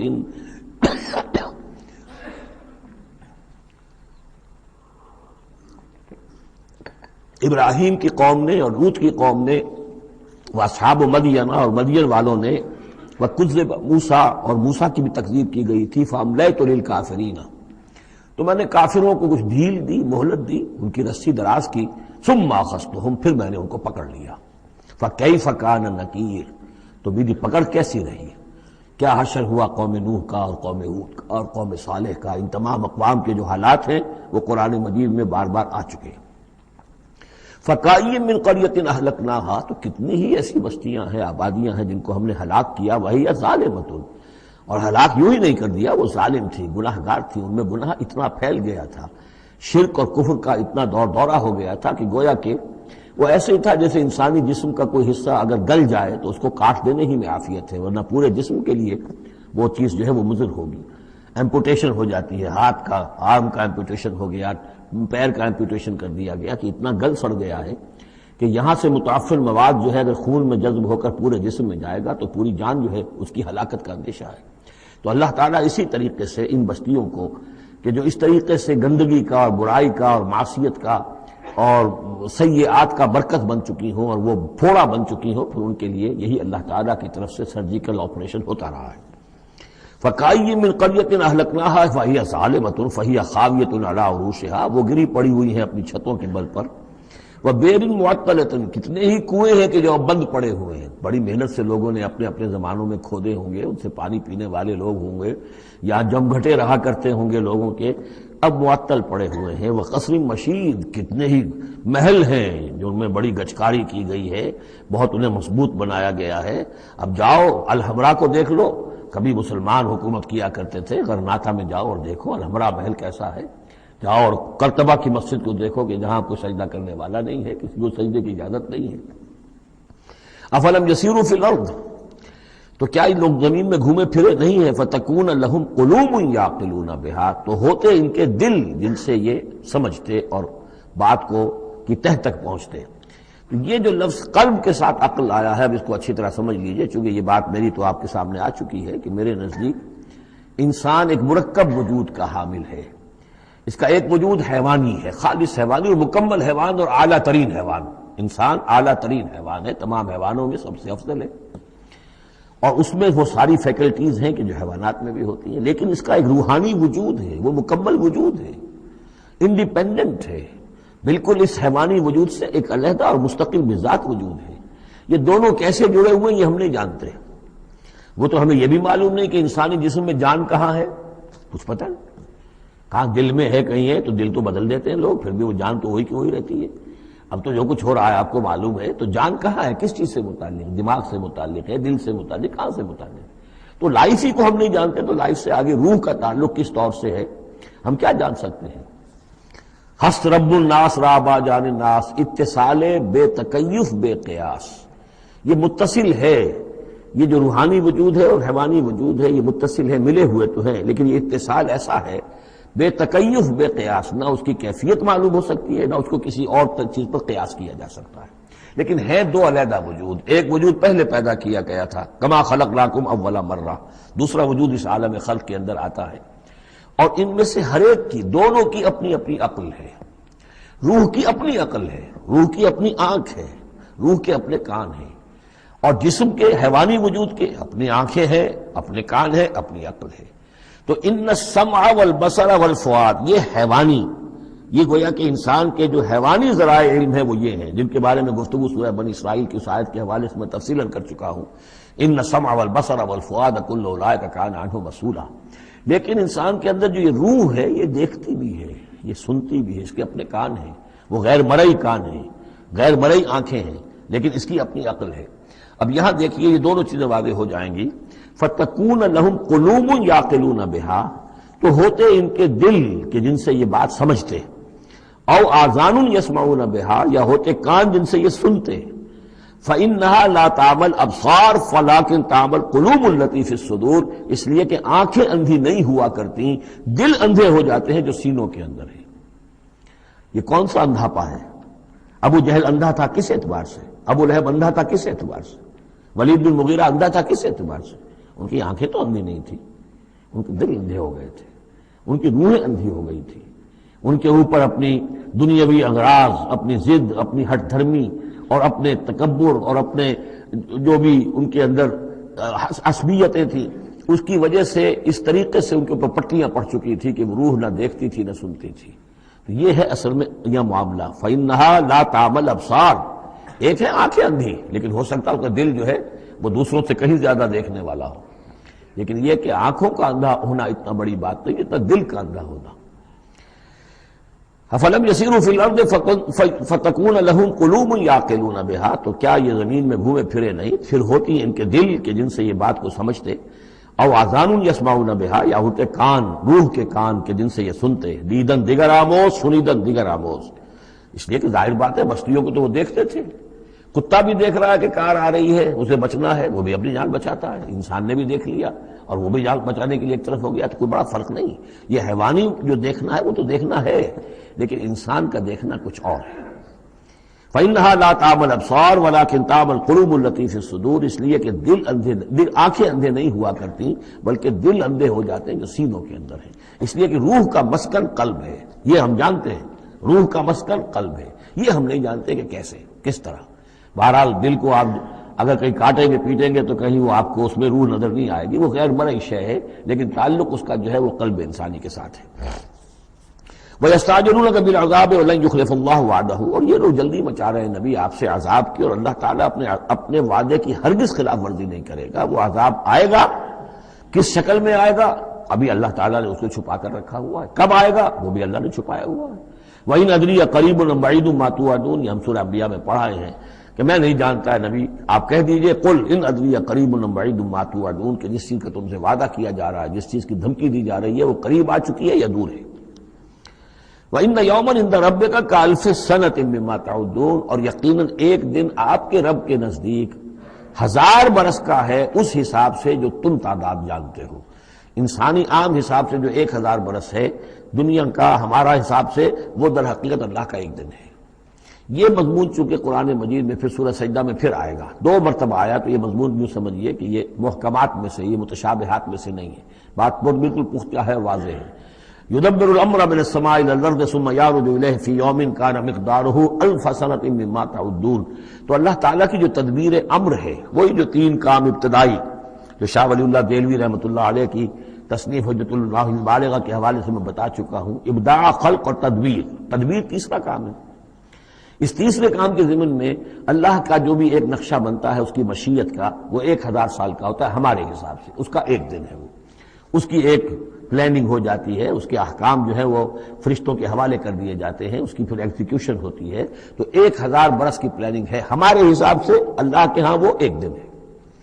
وَكَأَيٍّ مِّن قَرْيَةٍ أَمْلَيْتُ لَهَا، اور کتنی ہی بستیاں ایسی ہوئی ہیں کہ جنہیں ہم نے ڈھیل دی تھی، وَهِيَ ظَالِمَةٌ، لیکن وہ تھیں گناہ گار، ثُمَّ أَخَذْتُهَا، پھر میں نے ان کو پکڑ لیا، وَإِلَيَّ الْمَصِيرُ، اور میری ہی طرف لوٹ کر آنا ہے۔ قُلْ يَا أَيُّهَا النَّاسُ إِنَّمَا أَنَا لَكُمْ نَذِيرٌ مُّبِينٌ، کہہ دیجئے اے نبی، اے لوگو، میں ہوں ایک خبردار کرنے والا، صاف صاف تمہارے لیے ایک خبردار کرنے والا آیا ہوں، ڈرانے والا آیا ہوں، بتا دینے والا ہوں کہ یہ مراحل زندگی کے آنے والے ہیں۔ فالذین آمنوا وعملوا الصالحات، جو لوگ ایمان لائیں اور نیک عمل کریں، لہم مغفرۃ ورزق کریم، ان کے لیے اللہ کی طرف سے مغفرت ہے، یہ میں بشارت دے رہا ہوں، اور رزق کریم، اور بہت ہی باعزت روزی ملے گی۔ والذین سعوا فی آیاتنا معاجزین، اور جو لوگ ہماری آیات کے بارے میں تگ و دو کریں گے کہ انہیں کسی طریقے سے فیل کر دیں، ناکام کر دیں، غیر مؤثر کر دیں، ان آیات کو پھیلنے نہ دیں، اولئک اصحاب الجحیم، تو یہ وہ لوگ ہیں کہ جہنم والے ہیں۔ وما ارسلنا من قبل کا، یہ کافی مشکل آیت ہے قرآن مجید کی جو اگلی آ رہی ہے، اور اس میں کافی قیل و قال ہے۔ وما ارسلنا من قبلک من رسول ولا نبی الا اذا تمنى القى الشیطان فی امنیتہ، اور نہیں بھیجا ہم نے آپ سے پہلے بھی کوئی رسول، اے نبی صلی اللہ علیہ وسلم، نہ کوئی رسول نہ نبی، الا اذا تمنا، مگر یہ کہ جب اس نے خود کوئی خیال باندھا، کوئی پلاننگ کی، کوئی نقشہ بنایا اپنے کام کا۔ ایک تو یہ کہ اللہ کی طرف سے ہدایت آ رہی کہ اب یہ کیجئے، اب یہ کیجئے، اب یہ کیجئے، ظاہر بات ہے کہ اس میں تو کسی خطا کا کوئی امکان ہی نہیں، وہی چاہے وہ وحی جلی ہو اور چاہے وحی خفی ہو، نبی کے لیے وحی جلی، وحی خفی دونوں محفوظ ہیں۔ وحی خفی کے اندر بھی شیطان یا شیطانی قوتیں کوئی در اندازی نہیں کر سکتی، لیکن یہ کہ کبھی ایسا بھی ہوتا ہے کہ وحی کی طرف سے کوئی بات نہیں آئی ہے، ظاہر بات ہے کہ یہ نہیں سمجھنا چاہیے کہ نبی کی حیثیت بالکل ایسے ہے جیسے وہ کسی زمانے میں، آج کل تو شاید وہ معاملہ ختم ہو گیا، وہ تار جو جاتے تھے گٹ گٹ گٹ گٹ گٹ ہو رہی ہے، ادھر سے ہو رہی ہے، ادھر سے وہ جو ہے مشین بول رہی ہے، تو بیچ میں تو مشین ہے، کچھ نہیں ہے۔ تو ایسا نہیں ہے کہ نبی کی اپنی کوئی شخصیت ہی نہ ہو، نبی کی اپنی کوئی سوچ ہی نہ ہو، نبی کی اپنی کوئی پلاننگ ہی نہ ہو۔ یہ تو عام انسان بھی دیکھیے، اگر کوئی آپ کو یہ کہے بس آپ کو تو جو کہا کرتے چلے جاؤ، تو آپ کہیں گے میری شخصیت، میری بھی کوئی سوچ ہے، میری بھی کوئی اس معاملے کے اندر مجھے بھی کوئی رائے جو ہے۔ تو نبی کا معاملہ یہ نہیں ہے کہ بس ہر لحظہ وہ اللہ کا حکم آ رہا ہے، نہیں، بلکہ یہ کہ ان کو ایک حکم دے دیا گیا، اس پر پھر وہ خود بھی سوچتے ہیں۔ تبلیغ کیجئے، جیسے حکم آیا انذر عشیرتک الاقربین، اب اپنے قریبی رشتہ داروں کو خبردار کیجیے۔ اب یہ کام نبی کا تھا کہ آپ نے حضرت علی کو حکم دیا کہ کھانے کا انتظام کرو، اور بنو ہاشم کے تمام مردوں کو آپ نے بلا لیا۔ یہ جو تدبیر ہے یہ یا محمد الرسول اللہ صلی اللہ علیہ وسلم کی۔ ان تدبیروں میں ایسا ہو سکتا ہے کہ کسی وقت کوئی خطا ہو جائے، کسی وقت کوئی بات جو ہے غلط بھی ہو جائے، یہ بات چونکہ اس کا ذاتی اجتہاد ہے۔ چنانچہ صحابہ کرام بھی یہ کرتے تھے۔ غزوہ بدر میں حضور نے جہاں حکم دیا تھا کیمپ لگانے کا، تو وہ جا کر بعض صحابہ پہنچ گئے کہ حضور دیکھیے اگر تو یہ وحی کے حکم کے تحت ہے، جو اللہ کا حکم ہے کہ یہاں کیمپ ہمارا ہونا چاہیے، سر تسلیم خم ہے۔ اگر یہ آپ کی ذاتی رائے ہے تو پھر ذرا اگر آپ اجازت دیں تو ہم کچھ اپنی رائے بھی پیش کریں۔ آپ نے فرمایا ہاں کہو۔ انہوں نے عرض کیا کہ ہمارے نزدیک جو تجربہ ہمیں جنگوں کا ہے اس کی بنا پر ہم یہ سمجھتے ہیں کہ ہمارا جو پڑاؤ ہے، ہمارا کیمپ وہاں لگنا چاہیے، اس وادی کے اس گوشے میں۔ آپ نے فرمایا ٹھیک ہے، یہاں سے خیمے اٹھاؤ اور وہاں لگا دو۔ ظاہر بات ہے یہ تدبیر تھی ذاتی تھی محمد الرسول اللہ صلی اللہ علیہ وسلم کی۔ اس میں اختلاف کی صحابہ کو گنجائش ہے اور انہیں اپنی رائے پیش کرنے کا بھی موقع ہے۔ اگر یہ وہی سے ہوتا تو ظاہر بات ہے کہ پھر وہاں سے کوئی سوال پیدا نہیں ہوتا تھا کہ وہاں سے کیمپ اکھاڑا جائے۔ تو اس طرح کے معاملے میں خطا بھی ہو سکتی ہے، غلطی بھی ہو سکتی ہے، اور اس قسم کے معاملے میں کوئی در اندازی جو ہے شیطان کی طرف سے بھی ممکن ہے۔ اب یہ مسئلہ ایسا ہے کہ چونکہ عصمت انبیاء کے بارے میں جو بہت حساس، تمام اہل ایمان جو ہے بہت حساس ہیں، تو یہ آیت جو ہے تو یہ گویا کہ یوں سمجھیے کہ یہ حلق میں پھنس جاتی ہے، اس کو اس طریقے سے قبول کرنا بڑا مشکل ہے۔ تو تعویلیں بڑی دور راسکار بھی کی گئی ہیں، لیکن میرے نزدیک اس کی بالکل سیدھی سی بات ہے۔ یہاں تک کہ میں آپ کو واقعہ بتا چکا ہوں تعبیر نخل کا، کہ حضور نے مدینے میں جا کر کہا کہ یہ آرٹیفیشل پولینیشن وغیرہ کے لیے تم جو قریب کر دیتے ہو کھجور کے نر اور مادہ پھولوں کو قریب لے آتے ہو تاکہ فرٹیلائزیشن زیادہ ہو جائے اور پھر یہ کہ پھل زیادہ ہو جائے، نہ کرو تو کیا ہے، آپ کے بس یہ کہنے سے صحابہ نے نہیں کیا، لیکن یہ کہ فصل کم ہو گئی۔ اب انہوں نے ڈرتے ڈرتے عرض کیا کہ حضور آپ نے یہ فرمایا تھا، ہم نے نہیں کیا، تعبیر نخل اس سال ہم نے نہیں کی تھی، فصل کم ہو گئی ہے۔ فرمایا انتم عالم بامور دنیاکم، یہ معاملات تمہارے، میں یہ سکھانے تمہیں نہیں آیا، ایگریکلچر سکھانے نہیں آیا تمہیں میں تو آیا ہوں یہ ہدایت دینے کے لیے۔ جو ہدایت میں دوں، جو میری جو نبوت اور رسالت کا جو ایشو ہے، جو اس کا موضوع ہے، اس پر تمہیں میری ہر بات کو ماننا ہے، لیکن یہ جو تمہارے معاملات ہیں یہ تجرباتی معاملات ہیں۔ اب دیکھیے تجرباتی، چونکہ وہ تجربہ تھا انہیں، وہ کرتے تھے، زراعت کرتے تھے، اور انہیں یہ اندازہ ہو گیا تھا کہ ایسا ہو تو اس سے یہ کہ پھل زیادہ ہوتا ہے، تو تجربے پر تھا، اور تجربے ہی کی بنیاد پر سائنس ہے۔ پوری سائنس کیا ہے؟ ایکسپیریمنٹیشن ہے نا، اسی کے اوپر تو یہ سائنس ڈیولپ ہوئی ہے۔ ان چیزوں کو جو ہے وہ اس سے خارج سمجھیے، اس میں کوئی تعلق جو ہے دین کا اس سے نہیں ہے۔ انتم عالم بامور دنیاکم، تم اپنے ان دنیاوی معاملات کو جو تجربے پر جس کا دار و مدار انحصار ہے مجھ سے بہتر جانتے ہیں۔ یہ حدیث ہے بخاری شریف کی، الحمدللہ اللہ تعالیٰ ان پر لاکھوں نعمتیں اور اپنی رحمت نازل فرمائے، یہ چیزیں محفوظ رہ گئی ہیں ہمارے لیے، تبھی تو ہمارے لیے کچھ کہنے کا اور بولنے کا موقع ہے۔ تو فرمایا انتم عالم بامور دنیاکم۔ اسی طریقے کا مسئلہ یہ ہے وما ارسلنا من قبلک من رسول ولا نبی الا اذا تمنا، جب وہ کوئی اپنی اسکیم بناتے ہیں، اپنی پلاننگ کرتے ہیں، القی الشیطان فی امنیتہ، تو شیطان ان کے خیال میں کچھ ڈال دیتا ہے۔ امنیہ کہتے ہیں تمنا، آرزو۔ اب دیکھیے آدمی سوچتا ہے یہ حسرہ ہو جانا چاہیے، یہ کام یوں ہونا چاہیے، مثلا جبکہ آپ نے دیکھا کہ مکہ مکرمہ میں تو میرا قیام ناممکن ہو گیا ہے، اس لیے کہ ابو طالب کے انتقال کے بعد وہ جو خاندانی ایک پروٹیکشن حاصل تھی بنو ہاشم کی، وہ ختم ہو گئی، اور اب خاندان بنی ہاشم کا سردار بھی ابو لہب ہو گیا ہے کہ جو بہت ہی سخت دشمن ہے ذاتی طور پر حضور کا۔ تو پھر آپ نے سوچا اب کیا کروں، کس طرف جاؤں، کدھر دیکھوں، کسے آواز دوں؟ تو آپ نے طائف کا سفر کیا، لیکن یہ کہ وہاں پہ آپ جو ہے ناکام وہاں سے آنا پڑا، وہاں کوئی آپ کو ریسپانس نہیں ملی، بلکہ زندگی کا سخت ترین دن جو ہے حضرت عائشہ صدیقہ رضی اللہ تعالیٰ عنہ کی روایت موجود ہے، ان کے ہوش کے دوران تو سمجھیے کہ غزوہ احد کا دن سخت ترین تھا، تو انہوں نے کبھی پوچھ لیا کہ حضور آپ پر احد کے دن سے بھی سخت دن کوئی گزرا ہے؟ آپ نے فرمایا ہاں، طائف کا دن مجھ پر اس سے کہیں زیادہ سخت تھا، وہ سختی ہوئی حضور پر۔ لیکن اللہ تعالیٰ کی مشیت میں کیا تھا کہ یہ سعادت جو ہے یہ طائف کے لیے نہیں لکھی تھی، یہ سعادت یثرب کے لیے لکھی تھی، جو مدینہ منورہ بننے کی سعادت جو ہے، مدینہ النبی بننے کی سعادت اللہ کی حکمت میں مدینہ کے لیے تھی۔ وہاں حضور گئے بھی نہیں اور وہاں کے 6 آدمی ایمان لے آئے اور کھڑکی کھل گئی۔ وما ارسلنا من قبلک من رسول ولا نبی الا اذا تمنى القى الشیطان فی امنیته فینسخ اللہ ما یلقی الشیطان، پھر اللہ منسوخ کر دیتا ہے، ختم کر دیتا ہے اس چیز کو کہ جو شیطان نے ڈالا ہوتا ہے۔ ثم یحکم اللہ آیاتہ، پھر اللہ تعالیٰ اپنے فیصلوں کو پختہ کر دیتا ہے۔ یہاں آیت جو ہے آیات ہی فیصلوں کے معنی میں ہے۔ واللہ علیم الحکیم، اور اللہ سب کو جاننے والا کمال حکمت والا ہے۔ یہ توجیہ ہے میرے نزدیک، اور یہ قریب ترین ہے اس توجیہ سے کہ جو موضح القرآن میں شاہ عبد القادر رحمۃ اللہ علیہ ان کی طرف سے ہے، تو اس حوالے سے واقعہ یہ ہے کہ مجھے اس پر کافی اطمینان ہے۔ لِيَجْعَلَ مَا يُلْقِي الشَّيْطَانُ فِتْنَةً فِي قُلُوبِهِمْ مَرَضٌ لِلَّذِينَ فِي قُلُوبِهِمْ مَرَضٌ، اور اس میں بھی اللہ کی ایک حکمت ہے کہ شیطان کی طرف سے جو کوئی آمیزش ہو جاتی ہے کسی وقت اس قسم کے معاملات میں، تو اس کو اللہ تعالیٰ فتنہ بنا دیتا ہے ان لوگوں کے لیے جن کے دلوں میں مرض ہوتا ہے، روگ ہوتا ہے، وَالْقَاسِيَةِ قُلُوبُهُمْ، اور جن کے دل سخت ہو چکے ہوتے ہیں۔ وَإِنَّ الظَّالِمِينَ لَفِي شِقَاقٍ بَعِيدٍ، اور یقیناً ظالم جو ہیں وہ تو یقیناً مخالفت میں اور دشمنی میں بہت دور جا چکے ہیں۔ وَلِيَعْلَمَ الَّذِينَ أُوتُوا الْعِلْمَ، اور یہ تاکہ جان لے وہ لوگ کہ جنہیں علم دیا گیا تھا، أَنَّهُ الْحَقُّ مِن رَبِّكَ، کہ یہ سب حق ہے آپ کے رب کی طرف سے۔ پھر جو بھی آخری فیصلہ اللہ کا آتا ہے اس پر پورا انشراح ہو جاتا ہے۔ فَيُؤْمِنُوا بِهِ، تو وہ اس پر ایمان رکھتے ہیں، فَتُخْبِتُ لَهُ قُلُوبُهُمْ، اور اس پر ان کے دل جو ہے وہ اللہ کے سامنے جھک جاتے ہیں۔ وَإِنَّ اللَّهَ لَهَادِ الَّذِينَ آمَنُوا إِلَىٰ صِرَاطٍ مُسْتَقِيمٍ، اور یقیناً اللہ تعالیٰ ہدایت دینے والا ہے ان کو جو ایمان لائیں سیدھے راستے کی طرف۔ یعنی کبھی اس طرح کی کوئی غلطی ہو بھی جائے، ایبریشنز جس کو ہم کہیں گے، ذرا کہیں ہو بھی جائے تو اللہ تعالیٰ پھر راستہ سیدھا کر دیتا ہے اور پھر ان کے رخ کو بالکل صحیح سمت میں موڑ دیتا ہے۔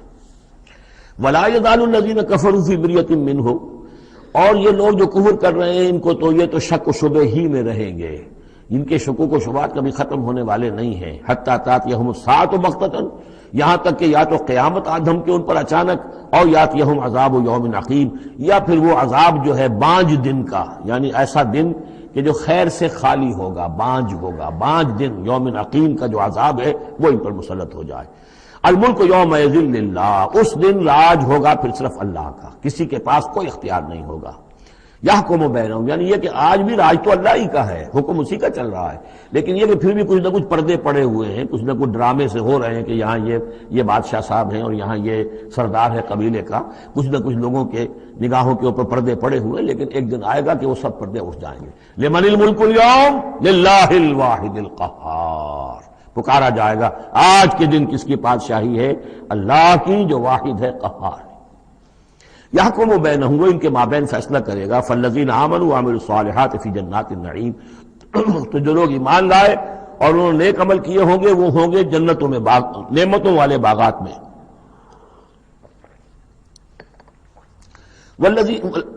والذین کفروا وکذبوا بآیاتنا، اور وہ لوگ کہ جو کفر کی روش اختیار کریں اور ہماری آیت کو جھٹلائیں، فاولئک لہم عذاب مہین، تو ان کے لیے ہوگا اہانت آمیز رسوا کن عذاب۔ والذین ہاجروا فی سبیل اللہ، اب دیکھیے یہ ہجرت کا، چونکہ یہ بالکل یعنی مکی دور کے بالکل آخری زمانے کی یہ صورت ہے، بالکل متصل سمجھیے، جیسے کہ ہجرت کے متصلاً بعد سورہ بقرہ، ہجرت کے بالکل متصلاً قبل یہ سورہ حج۔ والذین ہاجروا فی سبیل اللہ ثم قتلوا، اور وہ لوگ جنہوں نے ہجرت کی اللہ کی راہ میں، پھر خواہ وہ قتل ہو گئے اور ماتو، یا یہ کہ اپنی طبعی موت مر گئے، لَيَرْزُقَنَّهُمُ اللَّهُ رِزْقًا حَسَنًا، دونوں صورتوں میں اللہ تعالیٰ ان کو لازماً بہت رزق حسن عطا فرمائے گا۔ وَإِنَّ اللَّهَ لَهُوَ خَيْرُ الرَّازِقِينَ، اور یقیناً اللہ ہی ہے بہترین رزق دینے والا۔ لَيُدْخِلَنَّهُمْ مُدْخَلًا يَرْضَوْنَ، اور وہ لازماً داخل کرے گا انہیں ان جگہ، ان مقامات پر کہ جن سے وہ راضی ہو جائیں گے۔ وَإِنَّ اللَّهَ لَعَلِيمٌ حَلِيمٌ، اللہ تعالیٰ یقیناً علیم ہے، سب کچھ جاننے والا اور حلیم ہے، تحمل والا ہے۔ ذَلِكَ وَمَنْ عَاقَبَ بِمِثْلِ مَا عُوقِبَ بِهِ، یہ تو ہے ہی، اور یہ کہ جو شخص زیادتی کرے، جس نے بدلہ لیا بِمِثْلِ مَا عُوقِبَ بِهِ، جیسا کہ اس پر زیادتی کی گئی تھی، جیسا کہ اس پر ظلم کیا گیا تھا، ثُمَّ بُغِيَ عَلَيْهِ، پھر اس پر مزید زیادتی کی جائے، لَيَنْصُرَنَّهُ اللَّهُ، اللہ تعالیٰ اس کی لازماً مدد کریں گے۔ یعنی جو زیادتیاں ہو چکی ہیں مسلمانوں پر، اب ان کا حق ہے کہ ان کا بدلہ لیں، پھر اگر ان کی طرف سے اضافی زیادتی اور ہوگی تو پھر اللہ تعالیٰ کی طرف سے ان کی مدد کا پختہ وعدہ ہے۔ ان اللہ لعفو غفور، یقیناً اللہ تعالیٰ عفو اور غفور ہے، معاف فرمانے والا، درگزر کرنے والا ہے۔ ذالک بان اللہ یولج اللیل فی النہار، اور یہ اس لیے ہے یعنی یہ کہ اللہ تعالیٰ کا پورا یہ نظام کائنات کا اسی طرح چل رہا ہے، اسی عدل پر، انصاف پر۔ یہ نہ ہو تو جیسے کہ ابھی آیت آئی تھی کہ اگر ایک گروہ کو دوسرے گروہ کے ذریعے سے ہٹاتے نہ رہتے، نیست و نابود نہ کرتے رہتے، تو زمین میں فساد بن جاتا۔ لہدمت صوامع وبیع وصلوات ومساجد یذکر فیہا اسم اللہ کثیرا۔ اس طرح فرمایا کہ ہمارا ایک نظام ہے جو اس دنیا کا ہے، اس طرح کا ایک نظام جو ہے وہ آفاقی بھی ہے۔ ذالک بان اللہ یولج اللیل فی النہار، یہ اس لیے کہ اللہ تعالیٰ رات کو لے آتا ہے دن میں پروتا ہوا، ویولج النہار فی اللیل، اور دن کو لے آتا ہے رات میں پروتے ہوئے، وان اللہ سمیع بصیر، اللہ سب کچھ سننے والا اور دیکھنے والا ہے۔ ذالک بان اللہ هو الحق، یہ اس لیے کہ اللہ ہی حق ہے، ذات برحق، جس کا حق ہونا قطعی ہے، یقینی ہے۔ وانما يدعون من دونه هو الباطل، اور جس کو وہ پکار رہے ہیں اس کے سوا وہ سب باطل ہے، آدر ہوا ہے، ان کی کوئی حیثیت نہیں۔ وان اللہ هو العلی الکبیر، اور یہ کہ یقیناً اللہ تعالیٰ ہی ہے سب سے بلند و بالا اور سب سے بڑا۔ الم تر ان اللہ انزل من السماء ماء، کیا تم نے دیکھا نہیں کہ اللہ نے اتارا آسمان سے پانی، فتصبح الارض مخضرا، تو زمین سبز ہو جاتی ہے، سرسبزی شادابی نظر آتی ہے۔ ان اللہ لطیف خبیر، یقیناً اللہ تعالیٰ بڑی ہی خفیہ تدبیریں کرنے والا اور ہر شے سے باخبر ہے۔ باریک بین بھی اس کے معنی ہے لطیف کے، اور خفیہ تدبیر کرنے والا۔ لہو ما فی السماوات و ما فی الارض، جو کچھ آسمانوں میں ہے وہ بھی اسی کا ہے، اور جو کچھ زمین میں ہے وہ بھی اسی کا ہے۔ وان اللہ لہو الغنی الحمید، اور یقیناً اللہ تعالیٰ الغنی ہے، یعنی اسے کوئی احتیاج نہیں، الحمید ہے، اپنی ذات میں خود محمود ہے، ستودہ صفات ہے، اسے کسی حمد کی ضرورت نہیں۔ الم تر ان اللہ سخر لکم ما فی الارض والفلک تجری فی البحر بامرہ، کیا تم نے دیکھا نہیں کہ اللہ تعالیٰ نے تمہارے لیے مسخر کر دیا ہے، تمہاری خدمت گزاری میں، تمہاری ضروریات کی بہم رسانی میں لگا دیا ہے ان سب چیزوں کو جو زمین میں ہے، والفلک، اور کشتی کو، تجری فی البحر بامرہ، جو چلتی ہے سمندر میں اور دریا میں اس کے حکم سے، وَيُمْسِكُ السَّمَاءَ أَن تَقَعَ عَلَى الْأَرْضِ، اور وہی ہے جو تھامے ہوئے آسمان کو کہ وہ گر نہ جائے زمین پر، إِلَّا بِإِذْنِهِ، مگر اس کے حکم سے۔ ان اللہ بالناس لرؤوف الرحیم، یقیناً اللہ تعالیٰ انسانوں کے حق میں بہت ہی شفیق ہے، نرمی کرنے والا ہے اور مہربان ہے۔ وَهُوَ الَّذِي أَحْيَاكُمْ، وہی ہے جس نے تمہیں زندہ کیا، یعنی پہلے تم مردہ تھے۔ یہ سورہ بقرہ میں بھی آیت آپ دیکھ چکے ہیں، بالکل اس کے ہم وزن آ رہی ہے۔ کیف تکفرون باللہ وکنتم امواتا فاحیاکم ثم یمیتکم ثم یحییکم ثم الیہ ترجعون۔ اب یہاں صرف یہ کہ کنتم امواتا کے الفاظ کو دوبارہ نہیں لائے، هو الذی احیاکم ثم یمیتکم ثم یحییکم، تم مردہ تھے پھر تمہیں زندہ کیا، پھر تمہیں موت دے گا، پھر زندہ کرے گا۔ مردہ تھے یعنی یہ ہمارا وہ دور ہے جبکہ روحانی عالم ارواح میں ہم سے عہد لینے کے بعد ہمیں سلا دیا گیا، الست بربکم، اس کے بعد کسی کولڈ سٹوریج کے اندر تمام ارواح کو رکھ دیا گیا، وہ ہماری پہلی موت تھی، پہلی نیند تھی جو ہم سوئے رہے۔ اس کے بعد جاگے ہیں تو اس عالم خلق کے اندر کسی رحم مادر کے اندر وہ روح جو ہے وہ لا کر ایک جنین کے ساتھ جوڑ دی گئی، یہ ہمارا احیاء اول ہو گیا۔ اس کے بعد پھر یہاں ہم رہیں گے تو یہ زندگی ہے دوسری، اور اس کے بعد جب موت ہوگی تو احیاء یہ اماتہ ثانی ہو جائے گا، پھر اللہ اٹھائے گا بعد بعد الموت، وہ احیاء ثانی ہو جائے گا۔ یہ سورہ غافر میں مضمون آئے گا، اس کا کلائمیکس جو ہے سورہ غافر میں ہے۔ وَهُوَ الَّذِي أَحْيَاكُمْ ثُمَّ يُمِيتُكُمْ ثُمَّ يُحْيِيكُمْ إِنَّ الْإِنسَانَ لَكَفُورٌ، یقیناً انسان جو ہے وہ ناشکرا ہے۔ لِكُلِّ أُمَّةٍ جَعَلْنَا مَنْسَكًا هُمْ نَاسِكُوهُ، ہم نے ہر امت کے لیے ان کے قربانی کے طریقے، طور طریقے، عبادات کے آداب ہم نے مقرر کر دیے ہیں جو اس کی پیروی کرتے ہیں۔ فَلَا يُنَازِعُنَّكَ فِي الْأَمْرِ، تو انہیں آپ سے جھگڑنا نہیں چاہیے، یعنی یہ کہ اگر یہود کے ہاں کوئی اور طریقے تھے قربانی کے تو اور یہاں بنی اسماعیل کے لیے ہم نے کچھ اور مقرر کیے، مسلمانوں کو اب کچھ اور طریقے ہم بتا رہے ہیں، تو اس میں کوئی حرج نہیں ہے، اس میں جھگڑنے کی ضرورت بات نہیں۔ یہ پہلے پڑھ چکے ہیں اسی صورت میں کہ ہم نے ہر امت کے لیے منسک مقرر کیے ہیں۔ وَلِكُلِّ أُمَّةٍ جَعَلْنَا مَنْسَكًا لِيَذْكُرُوا اسْمَ اللَّهِ عَلَىٰ مَا رَزَقَهُم مِّن بَهِيمَةِ الْأَنْعَامِ فَإِلَٰهُكُمْ إِلَٰهٌ وَاحِدٌ فَلَهُ أَسْلِمُوا وَبَشِّرِ الْمُخْبِتِينَ۔ تو ہر قوم کے لیے، ہر امت کے لیے اللہ تعالیٰ نے قربانی کے قواعد و ضوابط بنائے، تو وہ اس کی پیروی کرتے ہیں۔ فَلَا يُنَازِعُنَّكَ فِي الْأَمْرِ، تو انہیں جھگڑنا نہیں چاہیے نبی آپ سے اس معاملے میں۔ وَادْعُ إِلَىٰ رَبِّكَ، اور اپنے رب کی طرف آپ بلاتے رہیے۔ إِنَّكَ لَعَلَىٰ هُدًى مُسْتَقِيمٍ، یقیناً آپ تو ہدایت کے، سیدھی ہدایت کے راستے پر ہیں۔ وَإِن جَادَلُوكَ، اور اگر یہ آپ سے جھگڑیں، فَقُلْ اللَّهُ أَعْلَمُ بِمَا تَعْمَلُونَ، تو کہیے بھئی اللہ کو بہتر معلوم ہے جو آپ کر رہے ہیں۔ میں جو سمجھتا ہوں حق ہے، جو حق میرے پاس آئے میں اس کی پیروی کر رہا ہوں. آپ اگر اپنی جگہ سمجھتے ہیں کہ آپ زیادہ حق پر ہیں تو ٹھیک ہے، آپ جانیں، آپ کا رب جانے. اللہ یحکم بینکم یوم القیامہ، اللہ فیصلہ کر دے گا تمہارے مابین قیامت کے دن، فیما کنتم فیہ تختلفون، ان تمام چیزوں کے بارے میں جس میں تم اختلاف کرتے رہے تھے. الم تعلم ان اللہ یعلم ما فی السماء والارض، کیا تم جانتے نہیں کہ اللہ تعالیٰ جانتا ہے جو کچھ کہ ہے آسمان میں اور زمین میں. ان فی ذالک کتاب، اور یہ ایک کتاب میں لکھا ہوا ہے، یہ وہی ام الکتاب ہے، وہی اللہ تعالیٰ کے علم قدیم کی کتاب ہے. ان ذالک علی اللہ یسیر، اور یہ چیز اللہ پر بہت آسان ہے، تمہیں مشکل معلوم ہوتا ہے.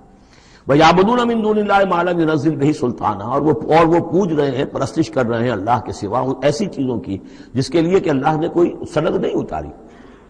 یعنی اللہ کو تو ہم بھی مانتے ہیں، وہ بھی مانتے ہیں. اب اضافی جس کو وہ مانگ رہے ہیں تو اللہ کی طرف سے کوئی سند ہونی چاہیے ان کے لیے، تب تو درست ہے. اگر اللہ کی طرف سے سند نہیں ہے تو وہ بے بنیاد ہے. وَمَا لَيْسَ لَهُم بِهِ علم، نہ صرف یہ کہ کوئی سند نہیں ہے، کوئی علم بھی نہیں ہے، کوئی معقول بات ہو، کوئی دلیل ہو، کوئی بنیاد ہو، کوئی منطق کے اندر، کوئی عقل کے اندر، بالکل بے بنیاد باتیں. وَمَا لِلظَّالِمِينَ مِن نَصِيرٍ، ایسے ظالموں کا کوئی مددگار نہیں ہوگا.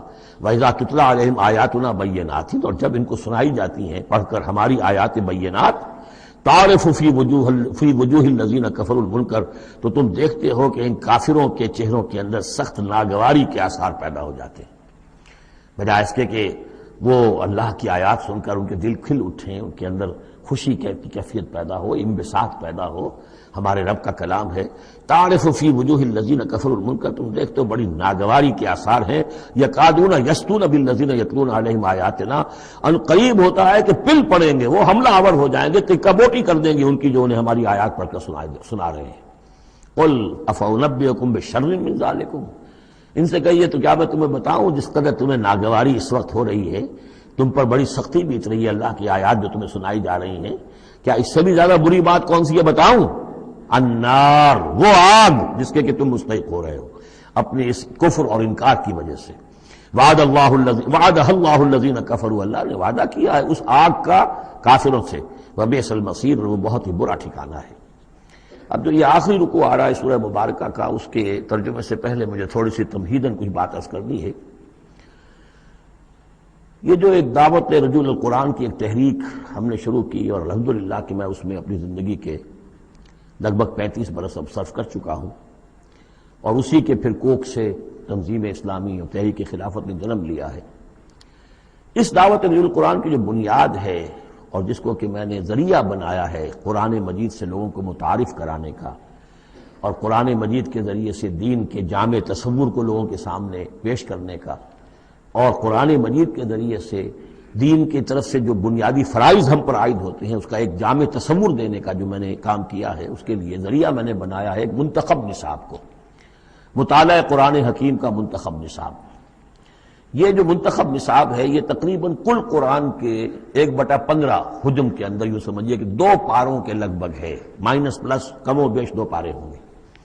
تو اس میں ان آیات کو لیا گیا ہے کہ جن میں ایک تو یہ کہ دین کا جامع تصور بہت مختصر الفاظ میں سامنے آ جائے، اور جو فرائض دینی ہیں جس کا کہ ہم سے باز پرس ہونی ہے، جس کے بارے میں پوچھ گچھ ہونی ہے، تو اس کا صحیح تصور ہمیں معلوم ہے. نماز روزہ یہ تو فرض ہے، سب جانتے ہیں. اس کے علاوہ بھی کوئی چیز فرض ہے، کسی چیز کے بارے میں ہم مسئول ہیں، ذمہ داری ہماری ہے یا نہیں ہے.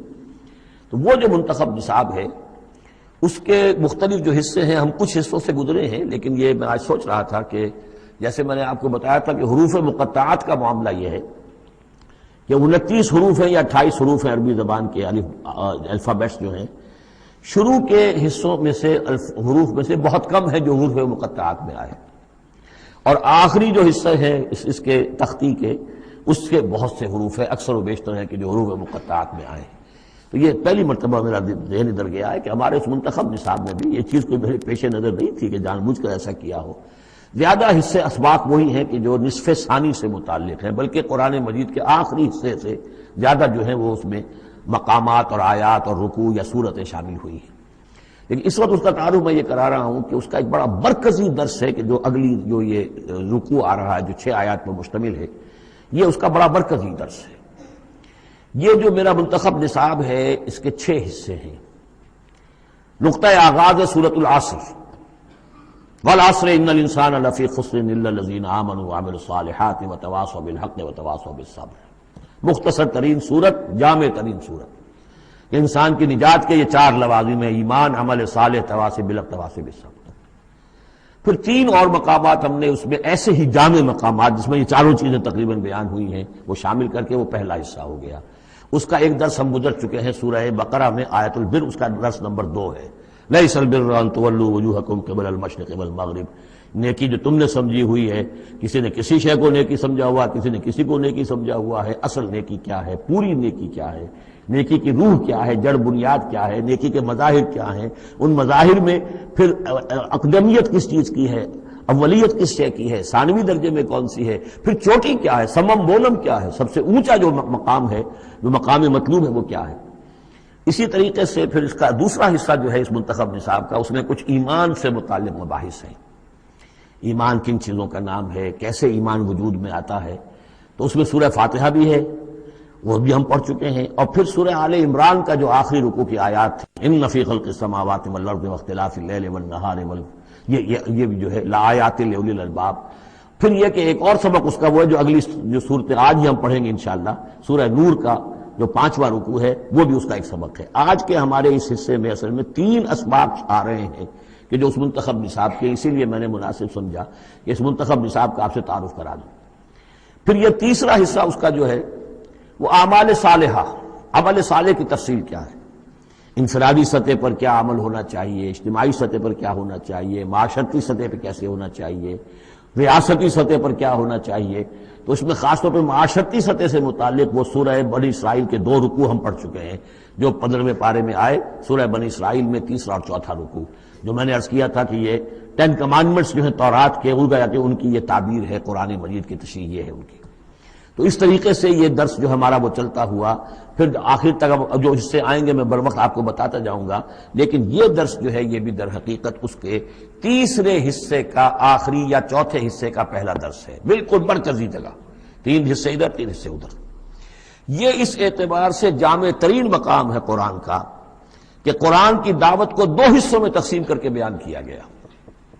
ایک قرآن کی دعوت عمومی ہے، ہر انسان، کل نوع بشر کے لیے، اس لیے کہ حضور کی بعثت تمام انسانوں کے لیے ہے، ہر انسان کسے باشد، چاہے شمال کا ہو، جنوب کا ہو، مشرق کا ہو، مغرب کا ہو، کالا ہو، گورا ہو، پیلا ہو، نیلا ہو، کوئی ہو، سب کے لیے کیا دعوت ہے قرآن کی، قرآن کیا کہتا ہے، کوئی ہے یا نہیں؟ پہلے درجے میں تو دعوت عمومی، الی کافۃ الناس۔ دوسرے درجے میں دعوت خصوصی، یہ کن کے لیے ہے؟ جو ماننے کا اعلان کرے۔ پہلی دعوت دعوت ایمان ہے، مانو اللہ کو، مانو رسول کو، مانو آخرت کو، مانو بعث بعد الموت کو، مانو جنت کو، مانو دوزخ کو، یہ ہے عام۔ جو یہ مانتے ہی نہیں، اب ان سے کوئی اور کلام نہیں، ان سے ہم کیسے کہیں گے نماز پڑھو اور روزہ رکھو، وہ اللہ کو نہیں مانتے، قرآن کو نہیں مانتے، نبی کو نہیں مانتے۔ تو دعوت ایمان ہے دعوت عام قرآن مجید کی، اور پھر جو ایمان کا دعویٰ کریں اب ان سے خطاب ہے کہ اب جگر تھام کے بیٹھو، میری باری آئی، جب تم نے مان لیا ہے تو ماننے کا یہ تقاضا پورا کرنا پڑے گا، اب وہ دعوت عمل ہوگی، یہ کرو اور یہ کرو اور یہ کرو اور یہ کرو۔ تو دعوت ایمان یہاں پر اور پھر دعوت عمل، ان کو علیحدہ علیحدہ سے جو ہے اللہ تعالیٰ نے ان 6 آیات کے اندر بیان کر دیا۔ یا ایھا الناس، اب دیکھیے دعوت عمومی کا خطاب ہے، یا ایھا الناس، 4 آیتوں اس کے تابع ہیں، اور آخری 2 آیتوں میں پھر آئے گا یا ایھا الذین آمنوا، پھر وہ اہل ایمان سے جو ایمان کا دعویٰ کریں مان لیں کہ ہاں ہم نے مانا۔ یا ایھا الناس ضرب مثل فاستمعوا لہ، ایک مثال بیان کی جاتی ہے، ذرا توجہ سے سنو۔ ان الذین تدعون من دون اللہ لن یخلقوا ذبابا ولو اجتمعوا لہ، یقیناً وہ معبود جنہیں تم پکار رہے ہو اللہ کے سوا، یہ بت تمہارے جو، چونکہ جو مخاطب اولین تھے وہ بت پرست تھے، لن یخلقوا ذبابا، یہ تو اس پر بھی قادر نہیں ہے کہ مکھی تک کو پیدا کر سکے، ولو اجتمعوا لہ، یہ جو کعبے میں رکھے ہوئے 360 کے 360 بت مل جل کر بھی ایک مکھی پیدا کرنا چاہے تو نہیں کر سکتے۔ سامنے کی بات تھی، تو صرف شعور دلانا تھا، جیسے حضرت ابراہیم نے بھی ان بتوں کو توڑ کے ذرا انہیں آمادہ کر دیا ایک دفعہ کہ وہ اپنے گریبانوں میں جھانکیں ضرور، ایک دفعہ حقیقت ان پر منکشف ہو گئی۔ اسی طرح یہ مثال دی جا رہی ہے، وَإِن يَسْلُبْهُمُ الذُّبَابُ شَيْئًا، اور یہ تو بات بہت دور کی ہے کہ وہ مکھی کو پیدا کرے، مکھی ان سے کوئی چیز چھین کر لے جائے، ان کے سامنے حلوے مانڈے رکھتے ہو، مکھیاں بھنبھناتی ہیں، وہ تو مکھیاں بھی اڑا نہیں سکتے، ان یسلبہم الذباب شیئا لا یستنقذوہ منہ، تو اسے واپس چھین نہیں سکتے، حاصل نہیں کر سکتے. ضعف الطالب والمطلوب، بہت کمزور ہے طالب بھی اور مطلوب بھی. یہ ان تین الفاظ میں قرآن مجید کا توحید کا جو عملی لب لباب ہے وہ آ گیا ہے. انسان جو ہے، جو بھی کسی بھی درجے میں باشعور انسان ہے، اس کا کوئی نہ کوئی آئیڈیل ہے، آدرش ہے، کوئی نصب العین ہے جس کے لیے وہ بھاگ دوڑ کرتا ہے، محنت کرتا ہے دن رات. تو ظاہر بات ہے کہ وہ آئیڈیل گھٹیا ہوگا تو انسان بھی گھٹیا ہوگا، آئیڈیل اونچا ہوگا تو انسان بھی اونچا ہوگا. یہ دونوں چیزیں جو ہے کورسپونڈنگ جائیں گی. اگر آپ کا مقصود ہی پست ہے تو ظاہر بات ہے آپ کی اپنی شخصیت بھی بڑی پست ڈیولپ ہوگی. مقصود اونچا ہو، بلند. لیکن فرمایا ان کا تو جو مطلوب ہے وہ بھی ضعیف، تو طالب تو اور بھی ضعیف ہوئے. جن کا مطلوب وہ بنے ہوئے ہیں کہ جو مکھی تک نہیں اڑا سکتے، تو طالبوں کا کیا حال ہوگا؟ قیاس کن گلستان من بہار مرا. لیکن یہ وہی مضمون ہے جو سورہ بقرہ میں آ چکا ہے. وَمِنَ النَّاسِ مَن يَتَّخِذُ مِن دُونِ اللَّهِ أَندَادًا يُحِبُّونَهُمْ كَحُبِّ اللَّهِ. لوگوں میں سے کچھ ایسے ہیں جو اللہ کے مد مقابل بنا کر کچھ اور چیزوں سے محبت شروع کر دیتے جیسے کہ اللہ سے محبت کرنی چاہیے تھی. اصل میں تو انسان کو بنایا گیا کہ لا محبوب الا اللہ، لا مقصود الا اللہ، لا مطلوب الا اللہ. مطلوب اللہ کے سوا کوئی نہ رہے، باقی ذرائع ہیں. زندہ رہنے کے لیے روٹی کھانی ہے، محنت کرنی ہے، ہل چلانا ہے، ذرائع ہے، مطلوب نہیں ہے. نہ کھیتی مطلوب ہے، نہ دکان مطلوب ہے، نہ پروفیشن مطلوب ہے، نہ ڈاکٹری، نہ انجینئرنگ، کوئی شے مطلوب نہیں. نہ دنیا مطلوب ہے، نہ اولاد مطلوب ہے. مطلوب صرف اللہ. یہ ہے توحید کا لب لباب. لا مطلوب الا اللہ، لا مقصود الا اللہ، لا محبوب الا اللہ. لیکن جو لوگ یہاں تک نہیں پہنچ سکتے، جیسے جس شخص کو بہت سخت بھوک لگی ہو، اگر اچھی چیز کھانے کو نہیں ملے گی تو برے میں بھی منہ مارے گا. اگر ان کا ذہن وہاں تک نہیں پہنچا، اگر ان کے ذہن کی پستی کا یہ عالم ہے کہ اللہ کی معرفت حاصل نہیں کر سکے، اللہ ان کا محبوب اور مطلوب و مقصود اصلی نہ بن سکا، تو کسی اور کو اللہ کی جگہ رکھ کر اور وہ پوجنا شروع کر دیتے ہیں. کوئی آئیڈیلی ہے، کوئی وطن ہے، کوئی قوم ہے، اور کچھ نہیں تو میرا اپنا نفس ہے، اپنے ہی حسن کا دیوانہ بنا پھرتا ہوں، اپنی ہی حریم ذات کے گرد طواف ہو رہا ہے. تو ضعف الطالب والمطلوب ما قدر اللہ حق قدرہ. یہ اللہ کی قدر نہ کر سکے، اللہ کا اندازہ نہ کر سکے، معرفت حاصل نہ کر سکے اللہ کی جیسے کہ اس کے معرفت کا حق تھا. اللہ کو پہچان لیتے تو کسی اور سے کاہے کو لو لگاتے. حسین ترین کو اگر دیکھ لیں گے تو کمتر کو کون پھر پوچھے گا؟ تو دیکھ نہیں پائے ہیں. جلال خداوندی کا کوئی نقشہ ان کے سامنے، جلال و جمال و کمال خداوندی کی کوئی جھلک نہیں دیکھ پائے، لہذا وہ عاشق بنے پھر رہے دنیا کے عروس ہزار داماد کے. ما قدر اللہ کا قدرہ ان اللہ لقوی عزیز. یقینا اللہ تعالیٰ قوی ہے، توانا ہے، طاقت والا ہے اور زبردست ہے. اللہ یصطفی من الملائکۃ رسلا ومن الناس.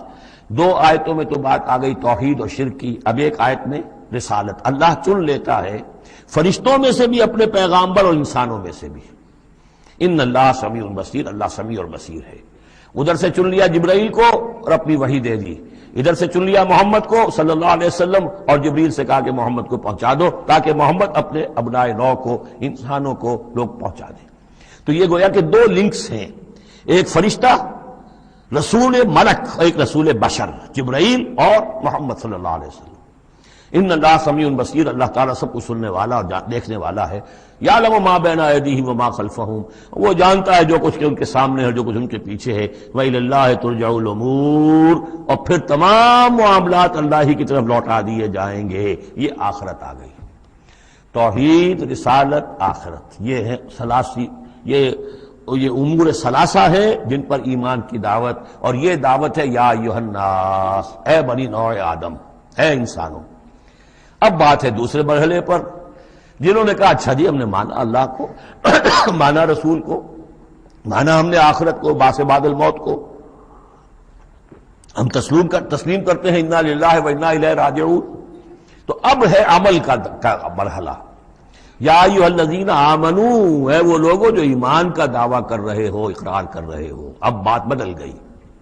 اب دیکھیے فعل امر آ رہے ہیں. پہلے میں فعل امر کوئی تھا ہی نہیں، سوائے اس کے کہ ضرب مثلا فاستمعوا لہ، بس وہ ایک فعل امر آیا تھا، ذرا توجہ سے سنو، باقی کچھ نہیں. حقائق بیان کر دیے، توحید، رسالت، معاد.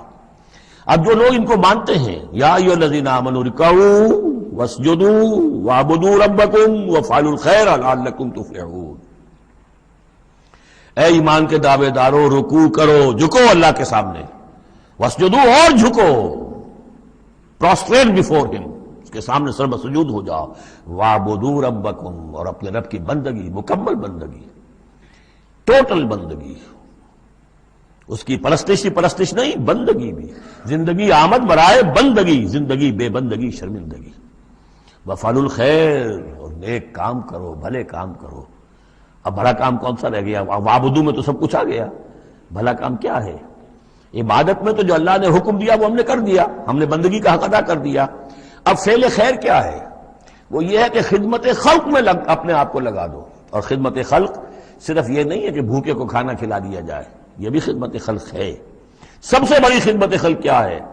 ان کی عاقبت سنوارنے کی کوشش کرو، یہ سموچے جہنم کے اندر جا رہے ہیں، گویا کہ دعوت، ان کو بچاؤ، ان لوگوں کو اس حقائق سے خود بھی جن سے کہ تم آشنا ہو گئے ہو، جو حقائق تم پر منکشف ہو گئے ہیں، ان سے انہیں بھی روشناس کرو تاکہ ان کی عاقبت سنور جائے، ان کی بھی زندگی درست ہو جائے۔ لعلکم تفلحون، یہ کرو گے تو فلاح پاؤ گے۔ بہت اہم نکتہ ہے یہ۔ ایمان کے دعوے دارو یہ نہ سمجھ بیٹھو بس ایمان لے آئے تو بس فلاح ہی فلاح ہے، اب کامیابی ہو گئی، بس نہیں، یہ شہادت گاہ الفت میں قدم رکھنا ہے، یہ تو ابھی قدم رکھا ہے آپ نے، اب یہ کرو اور یہ کرو اور یہ کرو اور یہ کرو تاکہ فلاح پاؤ۔ اگر اس کے بغیر اللہ کی توقع کیے بیٹھے ہو تو یہ تمہارا اپنا خیال ہے، وشفل تھنکنگ ہے۔ تلک امانیکم قل ہاتوا برہانکم ان کنتم صادقین، یہ تو پھر تمہاری اپنے من گھڑت خیالات ہیں۔ اور اس سے بھی اگلا حکم ہے وجاہدوا فی اللہ حق جہادہ، جہاد کرو پھر اللہ کے لیے جیسا کہ اس کے لیے جہاد کا حق ہے۔ جی نہیں، یہ سجدہ جو ہے صرف حضرت شافعی کے نزدیک ہے، امام شافعی کے۔ وجاہدوا فی اللہ حق جہادہ، اور جہاد کرو اللہ کے لیے جیسا کہ اس کے لیے جہاد کا حق ہے۔ هو اجتباکم، اس نے تمہیں چن لیا ہے۔ کیا مانی؟ اب نبوت محمد پر ختم ہو رہی ہے صلی اللہ علیہ وسلم، اب آئندہ جبریل کسی کے پاس وحی نہیں لائیں گے کہ پھر وہ وحی پہنچائے لوگوں کو۔ اب یہ کام یہ کہ وہی جو جبریل وحی لائے اور جو محمد نے تمہیں پہنچا دی، اب تمہیں پہنچا دی ہے پوری نوع انسانی کی طرف۔ یہ ہے تیسری لنک، هو اجتباکم، اپنے نصیب پر فخر کرو، اللہ نے تمہیں چن لیا ہے، سلیکٹ کر لیا ہے۔ یہ بالکل وہی مضمون اب آ گیا جو سورہ بقرہ میں آیا تھا، وَكَذَلِكَ جَعَلْنَاكُمْ أُمَّةً وَسَطًا لِتَكُونُوا شُهَدَاءَ عَلَى النَّاسِ وَيَكُونَ الرَّسُولُ عَلَيْكُمْ شَهِيدًا۔ وہی مضمون آ رہا ہے، هو اجتباکم وما جعل علیکم فی الدین من حرج، اور تمہارے لیے تو ہم نے دین کے اندر کوئی تنگی رکھی ہی نہیں، ملت ابیکم ابراہیم، یہ تمہارے جد ابراہیم ہی کی ملت ہے۔ هو سماکم المسلمین، اسی نے تمہارا نام مسلم رکھا ہے، اللہ نے تمہیں اس مسلم کا خطاب دیا ہے۔ حضرت ابراہیم نے بھی یہی کہا تھا، ربنا وجعلنا مسلمین لک ومن ذریتنا امة مسلمة لک، ہماری امت میں سے بھی ایک امت مسلمہ اٹھائی ہو، من قبل وفی ھذا، اس سے پہلے بھی اور اس میں بھی، لیکون الرسول شہیدا علیکم وتکونوا شہداء علی الناس، وہی مضمون جو سورہ بقرہ میں تھا، وکذالک جعلناکم امة وسطا لتکونوا شہداء علی الناس ویکون الرسول علیکم شہیدا۔ فرق کیا ہے؟ وہاں پہلے امت کا ذکر ہے پھر رسول کا ذکر، یہاں پہلے رسول کا ذکر ہے پھر امت کا ذکر۔ لِيَكُونَ الرَّسُولُ شَهِيدًا عَلَيْكُمْ وَتَكُونُوا شُهَدَاءَ عَلَى النَّاسِ فَأَقِيمُوا الصَّلَاةَ۔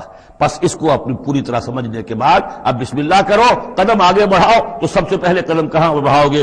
فَأَقِيمُوا الصَّلَاةَ وَآتُوا الزَّكَاةَ، نماز قائم کرو، زکوٰۃ ادا کرو، واعتصموا باللہ، اور اللہ کے ساتھ چمٹ جاؤ، اللہ کے دامن سے وابستہ ہو جاؤ۔ ہوا مولاکم، وہ تمہارا مولا ہے، مددگار ہے، پشت پناہ ہے، حمایتی ہے۔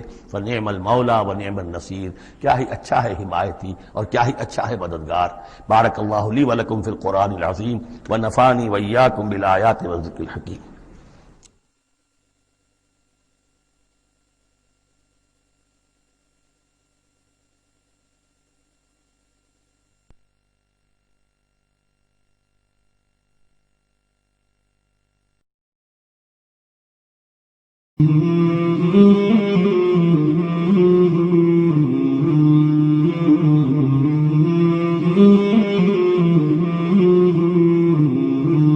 مولاي صل وسلم دائما أبدا على حبيبك خير الخلق كلهم، مولاي صل وسلم دائما أبدا على حبيبك خير الخلق صل وسلم دائما